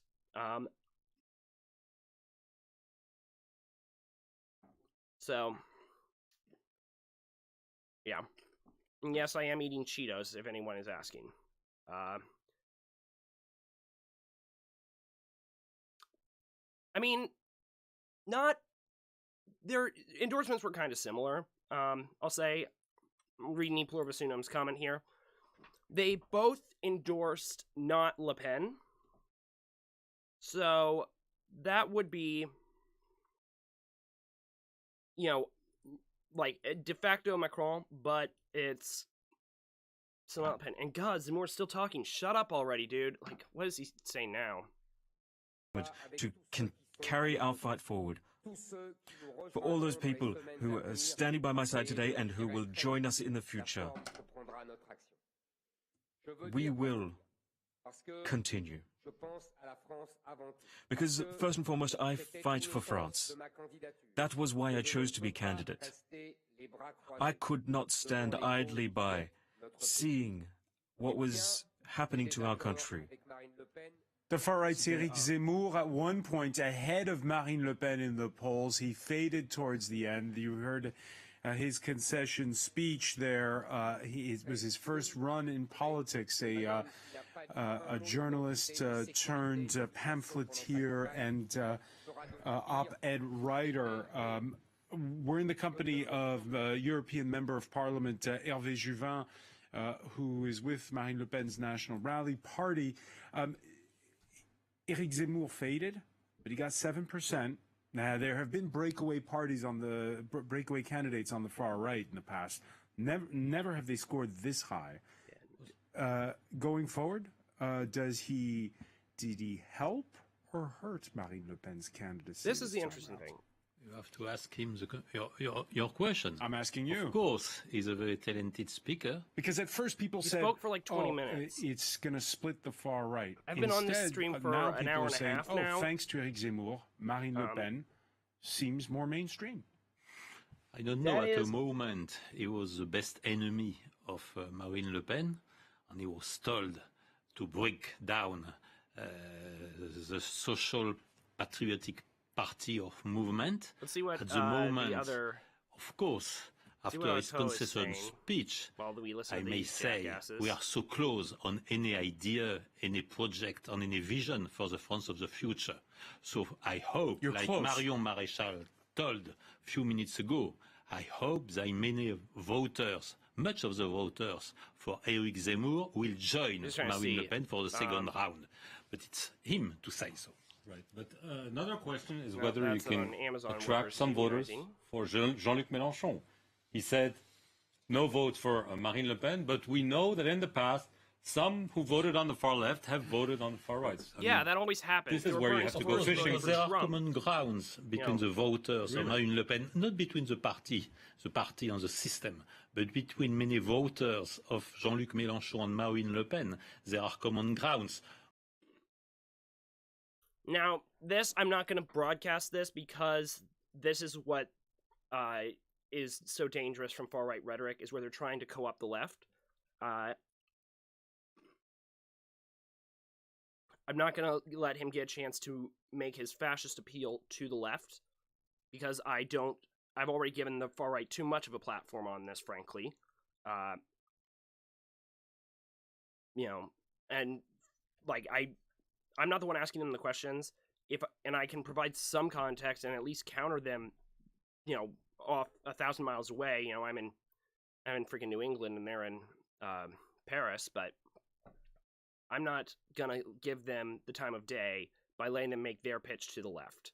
I'm not gonna do any of that. So.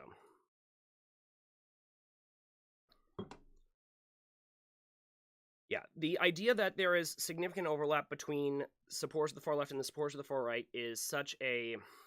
It's a classical lib argument, but it's not a... It's very disingenuous. Still something different with the far-right party that is not simply an opposition between a France that is open into Europe and to the world and a France that is focused on local issues. There is something else, and this something else is in part what the far-right has always proposed. It's this relationship with immigration, but that's not the only thing. It's a relationship with Europe in particular that makes those leaders say that, and with ecology, that makes these leaders say that they will never vote for Marine Le Pen.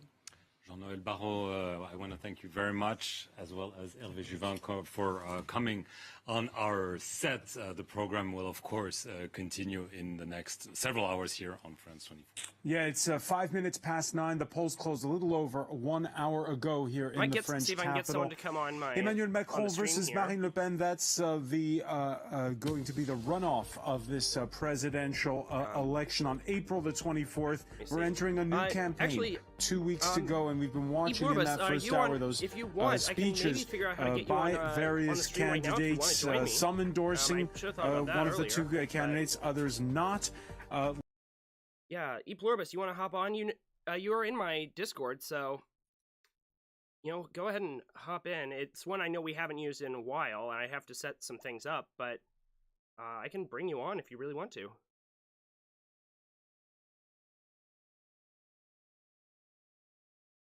Once my machine decides to start working on me. So yeah, Yannick Jadot, 4.5%. Fabien Roussel, 2.4%. Hidalgo, 1.8%. Damn. Like, oh my god, wow. Wow, that is bad. That is bad. Like, I need to go back and find, let's go back and see what the polls were in... let's get some historical context here to see how bad this is. Let's just go to 2017, look at the results here. First round, Philippe Poutou, New Anti-Capitalist Party. He's getting about 0.8% right now. 1.09%. Jean Lassalle, who is beating the Communists and the Socialist parties, had just a bit less than the Socialists have this time around. That's how bad it is for the Socialist Party in this election. Wow. That is, that is a thing. That should tell you about how bad this is.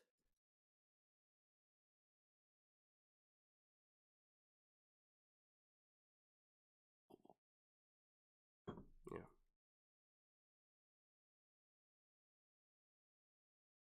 Okay, if you don't want to come on, that's all right. I might go for a bit of a break here in a second, but I would like to get someone else on to chat with about this stuff. I'm gonna message somebody. Yeah.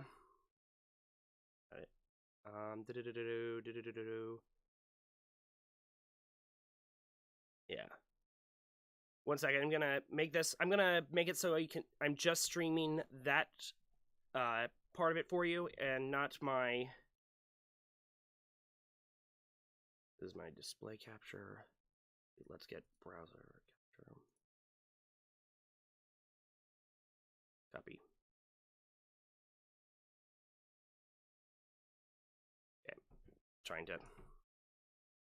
to change some settings on here so you guys can watch the audio while I try and message somebody to come on. Chat with me about this.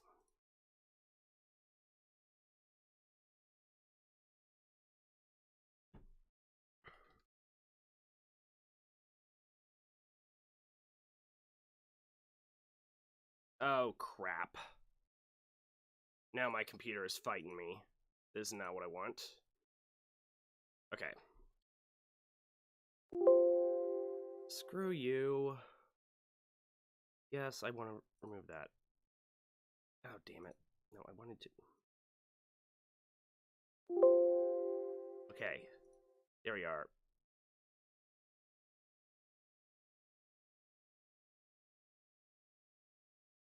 Yeah, I'm trying to There we go. Okay, let's transition over.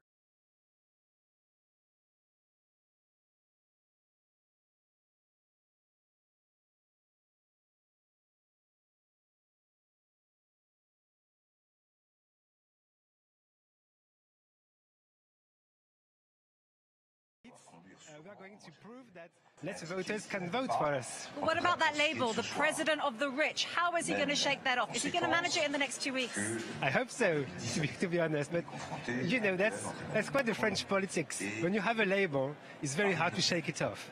Thank you very much, Christophe. I have to leave you there. Thank you very much. Back to you, Francois. And we'll be crossing back to you, Claire Pacalin. When the incumbent speaks, he's the only one of the major candidates who we've yet to hear from on this election night, first round of the presidential poll. We're joined in this 9 p.m. hour Paris time by Member of Parliament Danielle Obono from Jean-Luc Mélenchon's Unbowed France party. Thanks for being with us. Thanks for having me. Thanks as well. These two guests must know each other. You're both municipal councillors in Paris. No, you don't. No. We don't know each other. Oh, okay. Different districts, perhaps. We're in the company of Olivia Polsky, member of the Socialist Party, municipal councillor. Raphaël Rémy-Leleu, also municipal councillor, and spokesperson for the Greens. I don't think that's me, but Georgina Wright, yeah. Excuse me. That's why we don't know each other. Although why not? Election nights are long. I Yes, could pretend. Exactly. No wonder you don't know each other. Okay. Sorry, I got carried away, Georgina. Georgina Wright from the Institut Montaigne, the think tank, and who is following French politics and yeah, all these big issues about globalism and how democracies are evolving on this old continent of ours. We're also in the company of Diptyque Laurent, who's been crunching the numbers. It's been interesting to see all night, Diptyque, how the numbers have evolved as the night grows old, and we're seeing more and more how the first round results from 2022 are not the same as the first round results of 2017. That's right, but one thing they do have in common is that the three candidates who ran in 2017 did better this time. Let's start with President Emmanuel Macron. In 2017, he picked up about 24% of votes. This time around, it's around 28%, so he's picked up more votes. His political rival, Marine Le Pen, from the far right, also doing better than in 2017, besting her 21.3% of votes. Jean-Luc Mélenchon on the far left also doing better in 2017 with 21% of votes. One thing that is for sure is that the traditional left and right parties have done very, very, very poorly. Valérie Pécresse, paltry 4.7%, which means that her party can't even reimburse their electoral costs because they need to meet 5% in order to do that. You'll remember that in 2017, François Fillon from the Republican Party picked up 20% of votes, this despite a fake job scandal that marred his electoral campaign. On the left, Anne Hidalgo, the Socialist candidate, picking up less than 2%, pretty disastrous. And for our newcomers, Yannick Jadot, 4.5%, and Éric Zemmour, 7%. So looking ahead to the April 24 runoff election, we've got our number one and number two finalists. We know that Valérie Pécresse has called on, has said she'll vote for Emmanuel Macron. Same thing with Jadot. We know here, this is a big question now. We know that Mélenchon has said that he's told his supporters not to vote for Le Pen, but he hasn't told them to vote for Macron. So he certainly could be a big player going in to the runoff election in 2 weeks. François. Many thanks for that, Diptyque Laurent. We'll be crossing back live to you again as those estimates become hard numbers and final results. Danielle Obono, I want to turn to you. We just saw a question mark over Jean-Luc Mélenchon. He said in his speech 4 times, actually, he repeated that not a single vote should go for Marine Le Pen. Does this mean that clearly he's calling for people to vote for Emmanuel Macron or to abstain or to vote blank? I mean, what is the... I think he clearly said that there should be no vote for Marine Le Pen. And I think he explained that there will be a consultation for La France Insoumise and l'Union Populaire's member that will have three choices, and none of them is voting for Marine Le Pen. So I think it's clear enough, and it was clear 5 years ago, and it's clear now. If I just make correct, because I've heard it several times, we are not the far left. There are two far left candidates, Mr. Thank you for finally saying Poutou that. and Ms. Artaud. We are the radical left, you could say that. Yes, we are thank the you. left, but we're not the far left, and there's no shame in being the far left. But I think it should be clear that today we have three blocks. You got the far right, you got the right with Macron, and you got the popular bloc that we represent now. Right. It's your best performance ever. However, once again, it's not enough. Maybe I didn't read the emotions of Jean-Luc Mélenchon correctly, but it seems that he really is not willing to run again, that it's now for the new generation to take over. He said it was his lifetime running, but he's still We've heard politicians change their minds, so that's why I'm asking. Yeah, he may, but I think he was clear about what is very proud, and we are very proud of the campaign we've been building and the wider support we gathered with l'Union Populaire. And I think it's it will be certainly a force for the next month and years to reckon with, and we'll be there fighting at the National Assembly. Hopefully we'll be more, a bigger group, and Jean-Luc Mélenchon will still be a driving force, I think, for the popular bloc.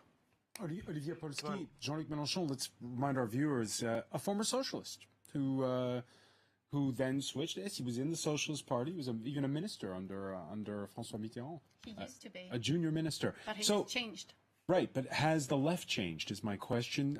Where have the votes of the Socialist Party? You had an army of votes, most notably with things like school teachers. Where have all those votes gone? Well, I think that the utilitarist vote has functionated at the time. And I think that, yes, many people from the left thought it would be better to go and vote for someone else. But the story is not finished. Okay, what do you mean by the story's not finished? Well, we have other elections and we have work to do to talk to them, to convince them. But I think that socialists you heard Danielle Obono sort of frame what her party is about. The Socialist Party is a big tent party, like the Labour Party in the UK or the Democratic Party in the United States. Yeah. Reformist more than revolutionary. Yes. Is there no room for a center-left party anymore? I think that there is a room, and everywhere in Europe there is one, and we just have to show people why this is the right way. But I mean, let's be honest. I mean, when Benoît Hamon scored 6.5%, people thought this would never happen again. Yeah. 1.8% is worse than ever. I mean, well, we were with the Green Party at the time, and then now we were separated. So it's not the same. So it means that only because of the Green Party you did 6%, and you kind of just talk yourself into a hole there. It's sad, and there are many reasons, but we have to work. I'm sure you have to look at party dead. That's Portugal. My question. Well, I think we have. You're hesitating. I'm hesitating, but I'm sure we need Democrats. The problem is with Macron too. People thought he was from the left. And he tried always to do that the left and the right cleavage was over. Yeah. And he only said... There was a YouTuber who compared him... That's actually a really good point that she makes there about Macron, is a big part of his pitch is kind of the Andrew Yang pitch, the not left, not right, but forward thing. And, like, I think it was it one time or one of the other leftist YouTubers who I sometimes agree with, sometimes don't agree with, but he did a YouTube video and where he described that position as basically Bonapartism. The French empire of the Bonapartes. Yeah. Yeah, that's a good... I shouldn't have muted there. I'm sorry about that. The sort of the left-wing vote was definitely split. and much more split perhaps than in 2017. So that partly, I think, explains what we're seeing. And then, of course, Macron being very popular in 2017 with many centre-left voters. And this time around, again, we have to crunch the numbers. We have to see who voted for whom. But it seems that he's more popular at the moment with centre-right voters. And so the question is, how much will that cost him in the second round? But on Europe, how Europe's seeing this. Yeah, why is France so different from places like Germany, where the chancellor right now is a social democrat? But is perhaps Germany's the outlier? I mean, if you look at socialist parties across Europe, not all socialist parties are doing that well. I can see how I get second thought and one dime there is confused. a broader question here about, is the message not resonating anymore? Because that's the other thing. If you think back to 2017, Benoît Hamon, the socialist candidate at the time, he was talking about universal income. He had a message. This time around, it was much harder. This campaign, or until a week ago, it didn't feel like there was a lot really of things a campaign going on. Taking my attention at once, so it's hard for me to focus. And secondly, there were no issues that were structuring this campaign. And the ones who were really resonating were the messages of Marine Le Pen. She was talking about, rising energy costs. She was talking about cost of living. Oh yes, living that's where costs, I was. I was talking about the chat. Salgato, Tory and the Conservatives are the same thing. It's Tory, Tory, Conservatives. Who are the Conservatives? Then Labour and Lib Dems, and that's in the UK. And then and those are the it's a shame you weren't here in the last hour, because we had a member of Marine Le Pen's party. And he was, talking about all these social issues that Georgina is talking. Uh-oh. What is going on? This isn't affecting my connection here, is it? My stream connection being impacted by this? Shoot. Over the left's traditional turf. No, I think it's just a delusion. Maybe the media like to portray her like that, but she's no social warrior.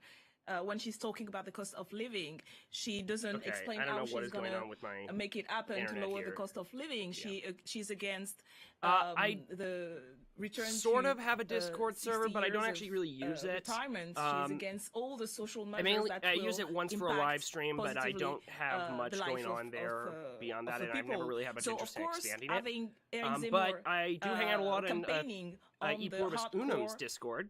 Extreme racist and xenophobic topics that she used to help her to appear more okay, my stream quality is good. Okay, acceptable. I think that's what helped her really. Yeah, that's a good way to putting it. The Tories are a nickname for the Conservatives in the UK, like the GOP is a nickname for the Republicans in the US. As he said, it will call.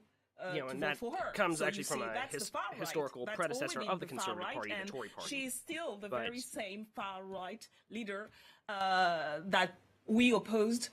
We've been opposing for the past years, and we'll still oppose her. So 2 weeks from today, I mean, I'm not asking you what the party line is, because we heard Jean-Luc Mélenchon saying that he's against Marine Le Pen. But you personally, will you cast a ballot for Emmanuel Macron?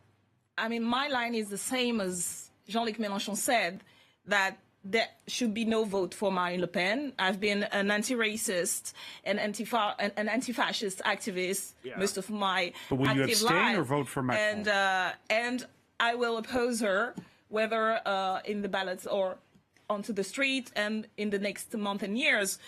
I've been a member of the parliament for the past 5 years. She's never showed up in parliament, but surely we'll still be doing that with the next legislative election. I just have a question, because I'm looking at the numbers. Jean-Luc Mélenchon, the estimate is 21.1%. When I look elsewhere on the left, I see a communist candidate with 2.4%. The last times at the election, there was no communist candidate. He supported Jean-Luc Mélenchon. Is it your biggest regret? Because if you do the math, Jean-Luc Mélenchon would be in the second round. I think I'm very proud of the campaign we built, because we managed to grow a dynamic against everything, because we've been campaigning for a month, and we've been talking about social issue, democratic issue, environmental issue that we push forward, and a lot of people join us, and we built an even wider platform that 5 years ago. So, but without the communists, if they had been with you, you would be in the second round. I think the communists should, ask themselves what if it was worth it. But at the end of the day, our focus during the campaign was abstention and the people who abstain. And I think I regret that we didn't manage, actually, because for what I saw, abstention is still very high, a little bit higher than 5 years ago. So I think that's what we didn't we didn't succeed in this, and I think that's what we're going to think about and for the next elections, but also how we re-engage people and how we make it worth for them to come back to the polls. Olivia Polski, will you cast a ballot for Emmanuel Macron? Yes, I will, and I'm telling you something. When you're against the far right wing, you have to be clear and firm. You don't have. This is not a game. Well, this is the future of France, the future of the French people, and so you have to call clearly to vote for Emmanuel Macron. There is no choice, and you can play this game. You've already done that in the 2017 thing. Well, yeah, this is not possible to do it again. You can see it. It's here and it's progressing. So now you have to make a choice. Either you're a Democrat, either you're not. I think we don't have any lesson to get from anyone. I think our message was very clear. I think Jean-Luc Mélenchon repeated it 4 times. This is not and I don't know think why you guys can't see that lives. the people voted for Jean-Luc Mélenchon knows I'm too quiet. His platform, that we are I wasn't saying anti-racist, anything that right then and there. I was messaging someone. He's far been trying to get a right, guest on this and video because this was very so clear impromptu. I did not to have a say chance that to plan no vote much of this. Should go This to is Marine not Le a Pen. So game. please, no contempt especially from you right now. Why from We me? don't have any lessons to receive from you. Yeah. I think our message is very clear, and we've been fighting the far right way before you even existed, and we'll still be fighting the far right, whether onto the street, in the demonstration. We've been into the demonstration, organizing, and we'll still be organizing. So please. I'm trying to remember. You don't do that again. Okay. We've been You clear have in a responsibility. 2017. You have a responsibility. We were clear, and people understood. If you see the decision of people in our movement, we've been much clear, better.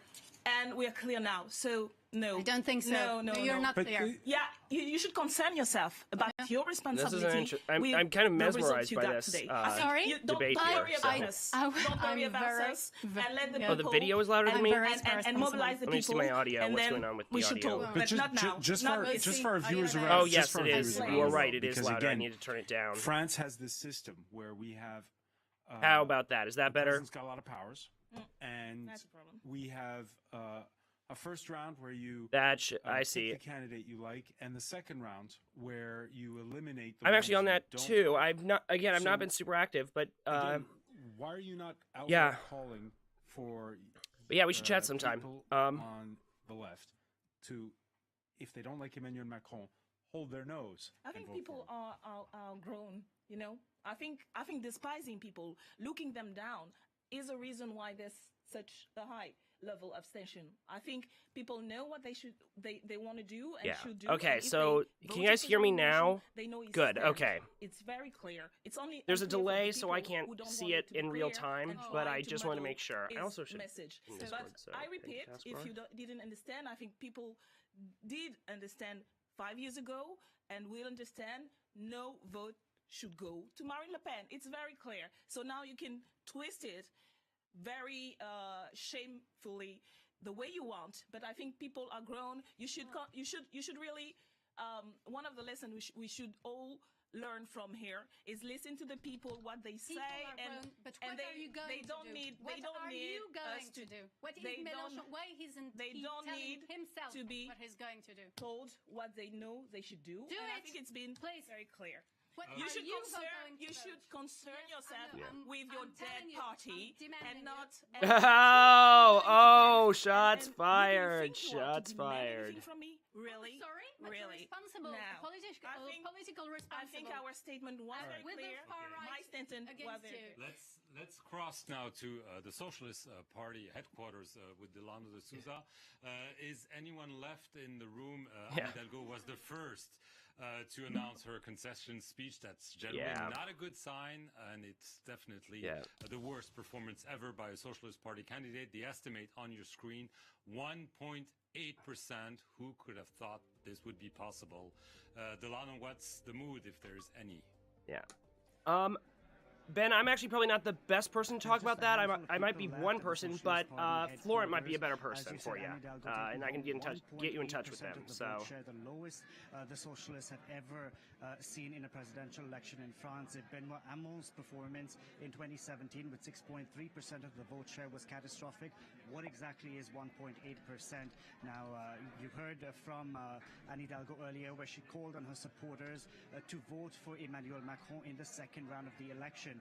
Now, she still feels that there is a future for the Socialist Party here in France. No, there really isn't. Organized a secret dinner a couple of days ago with Martine Aubry, the architect of the 35-hour work week. I mean, I'm a pragmatist in so much as I believe in doing what is fundamentally practical, but that also means making what is impractical practical, not just acquiescing to what is already practical. You have to make, the impossible reality. You can't do that through, you can't wish it into being. You have to make it happen.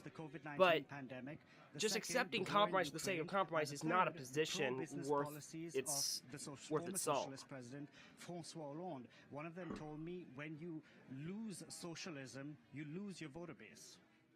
Delano de Souza, thank you so much. We just want to thank our guests.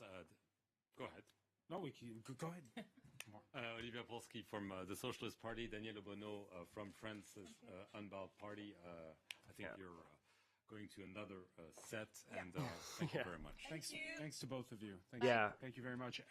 Georgina Wright, just your reaction very quickly as we look at the latest numbers, and I'll look at them again with you because we're getting it in real time. The numbers: a 4-point lead for Emmanuel Macron over Marine Le Pen. Yeah, I'm just going back to the poll that we did over an hour ago. I've been on for now 2 hours. The runoff campaign. Now I've been talking the whole time, I'll note, but it's a fairly good night for Emmanuel Macron. The last sort of 2 or 3 days, there were worrying signs that perhaps even Marine Le Pen would come first. So I think he is probably thinking. I got 5 years now, so to be tight. You saw it now, of course, two MPs who are clearly not happy with the result. Now that's because, of course, their candidate was supporting. Okay, I'm going to end this poll, and I'm going to start a new poll here. And I, again, do not know what is happening with the... I mean, even on the streets in Paris, when you walk around, you hear people saying... With this, but I'm going to pull up a new poll. It's a rerun of 2017. Do I really want to go and cast my vote? And that is, of course, the tricky thing Once for both of them. the chat decides to load for me, so... Get, of course, their support base to come out on the 24th of April and cast their vote. But how do they get other people... And I'm going to do a poll here. Who would you vote for and if the abstention rate in the is second round? Because we heard Danielle Obono didn't come out and say who she was going to vote for. So we don't know if she's going to vote for Emmanuel Macron or abstain. So difficult to say. And I think we have to wait for the final numbers to really see. But yeah, tricky. Okay, so yeah, this is my poll now. For you, who would you vote for in the second round? Would you vote for Macron? Would you vote for Le Pen, or would you abstain? 17 through to the second round. It's been another brutal night for what were the traditional big tent parties in France, both polling in single digits, historic lows.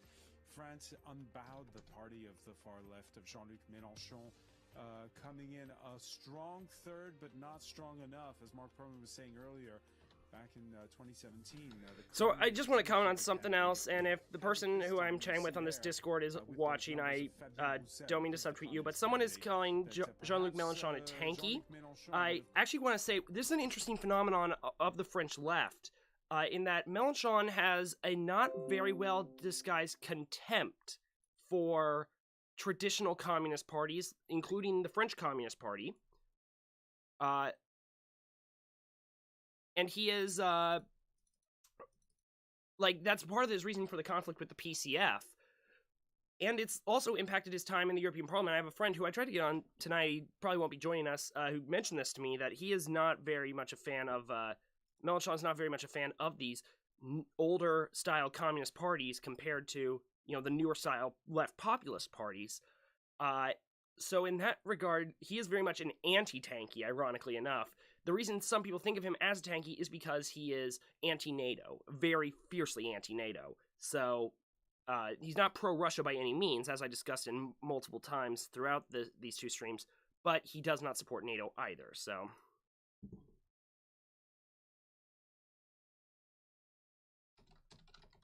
Yeah.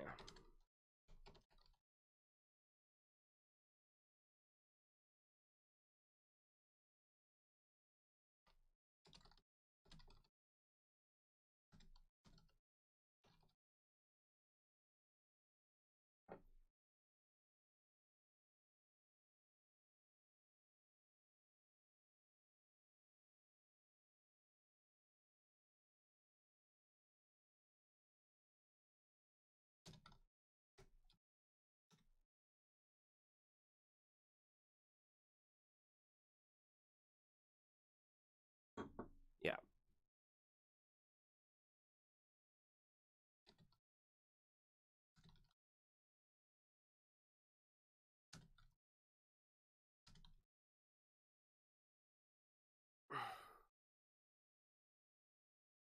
Yeah, okay, and now, yeah, one of the big differences I'll also say between Macron and in particular, or Mélenchon and in particular Jadot. In a Republican bloc vote, is okay, that it's I don't an know what alliance of circumstance. Essentially, the left-wing and right-wing parties will agree to back a united candidate in order to block the candidate of the far right, and it's worked to various degrees of success in the past. The most modern example of this is in 2002. Back then, Jacques Chirac found himself against Jean-Marie Le Pen, the far-right leader, and thanks to the Republican bloc vote, he picked up over 80% of votes in the second round and was re-elected president. We saw another example of this in 2017 when Emmanuel Macron was facing Marine Le Pen in the second round. And thanks to the Republican bloc vote, he picked up 66% of the votes, a resounding victory over Marine Le Pen at the time as well. There is some criticism against this type of voting. People say it's often, people often say it's a negative vote, that you're not backing a candidate, you're backing that candidate's adversary in the second round. In any case, it must be said that the Republican bloc vote has sort of lost its fervor, as we're seeing tonight. The left and right-wing parties are polling so low that a Republican bloc vote is not really even effective anymore. Now, let's, speaking of our two finalists for the runoff election, let's look at what our polling partners at Ipsos have been gathering some data among 4,000 voters who were interviewed by Ipsos. These are the qualities, they've compared the qualities between Emmanuel Macron and Marine Le Pen, and some things really do stand out. Certainly, most people think that Emmanuel Macron has a presidential stature. They think he's also able to manage a crisis. But when it comes to understanding people's concerns, look at that. Voters polled by Ipsos believe that that Macron fulfills this at just 3% compared to Marine Le Pen's 42%. They also, a majority think that she really does want to change things compared to Macron's 16%. So I just gotta check the chat here, see what the poll is at the moment, unless we get someone on. Believe that Marine Le Pen can do this compared to 13% of people. Okay, I probably won't be getting someone on to chat with us tonight, which is a shame. I might do a follow-up some point. I might get a friend of mine in France to come on at some point, but it looks like it won't be here. Make his, I don't know if you call it a victory speech when it's the first round in Mark Parliament. That is a good question. What do you call it?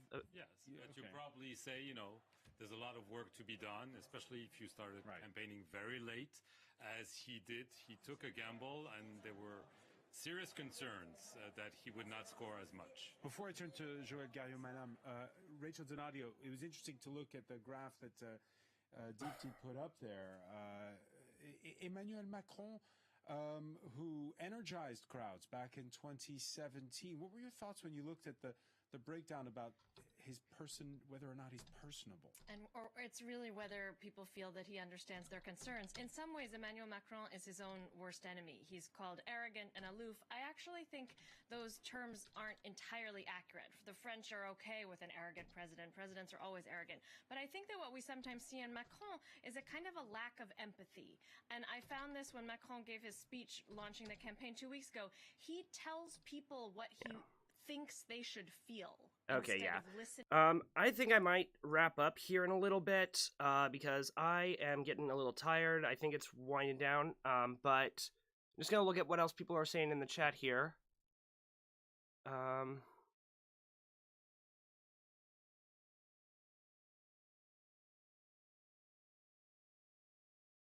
I don't know much about the unrest in Corsica. I'm gonna Google that now, though. But I'm gonna go back to. I'm gonna close down the France 24 stream part here and go back to my main thing. There we go. Yeah, and I still don't know why sometimes it was just showing you a black screen for the France 24 part. I don't know how this entirely works, but whatever. This is my first time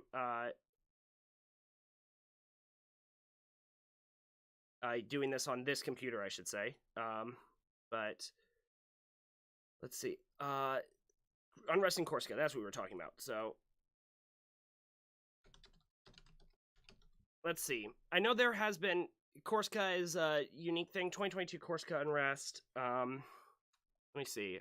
Between Corsican nationalists, the beating and death of Ivan Colonna. Let's see. Oh, shoot. He was beaten to death in prison by jihadist inmates sparking riots. Oh, he's from the FLNC. Okay, I don't know a whole lot about the FLNC. I know they were, like, they tried to make themselves into, like, the Corsican version of ETA or the IRA, but they've gone into a bit of a,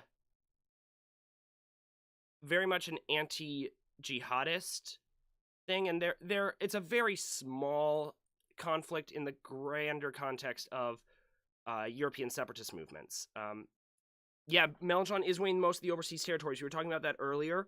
I don't have a whole lot of thoughts on the unrest in Corsica. Corsica is kind of its own thing within the context of France, so, you know, there's not a whole lot I can really say about it. I just don't know a whole lot.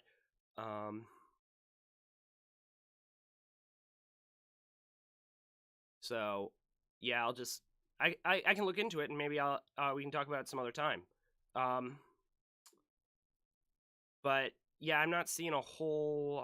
he was involved in the assassination of the prefect, of a prefect on Corsica, the guy who started this. Okay, so, basically, for those unaware what's going on in Corsica, there have been some riots in recent days, and I'm just no, it started back in March, following the beating and murder of a Corsican nationalist leader, Ivan Colonna, in prison. And so Corsican nationalists held rallies protesting it, and he was murdered by a jihadist.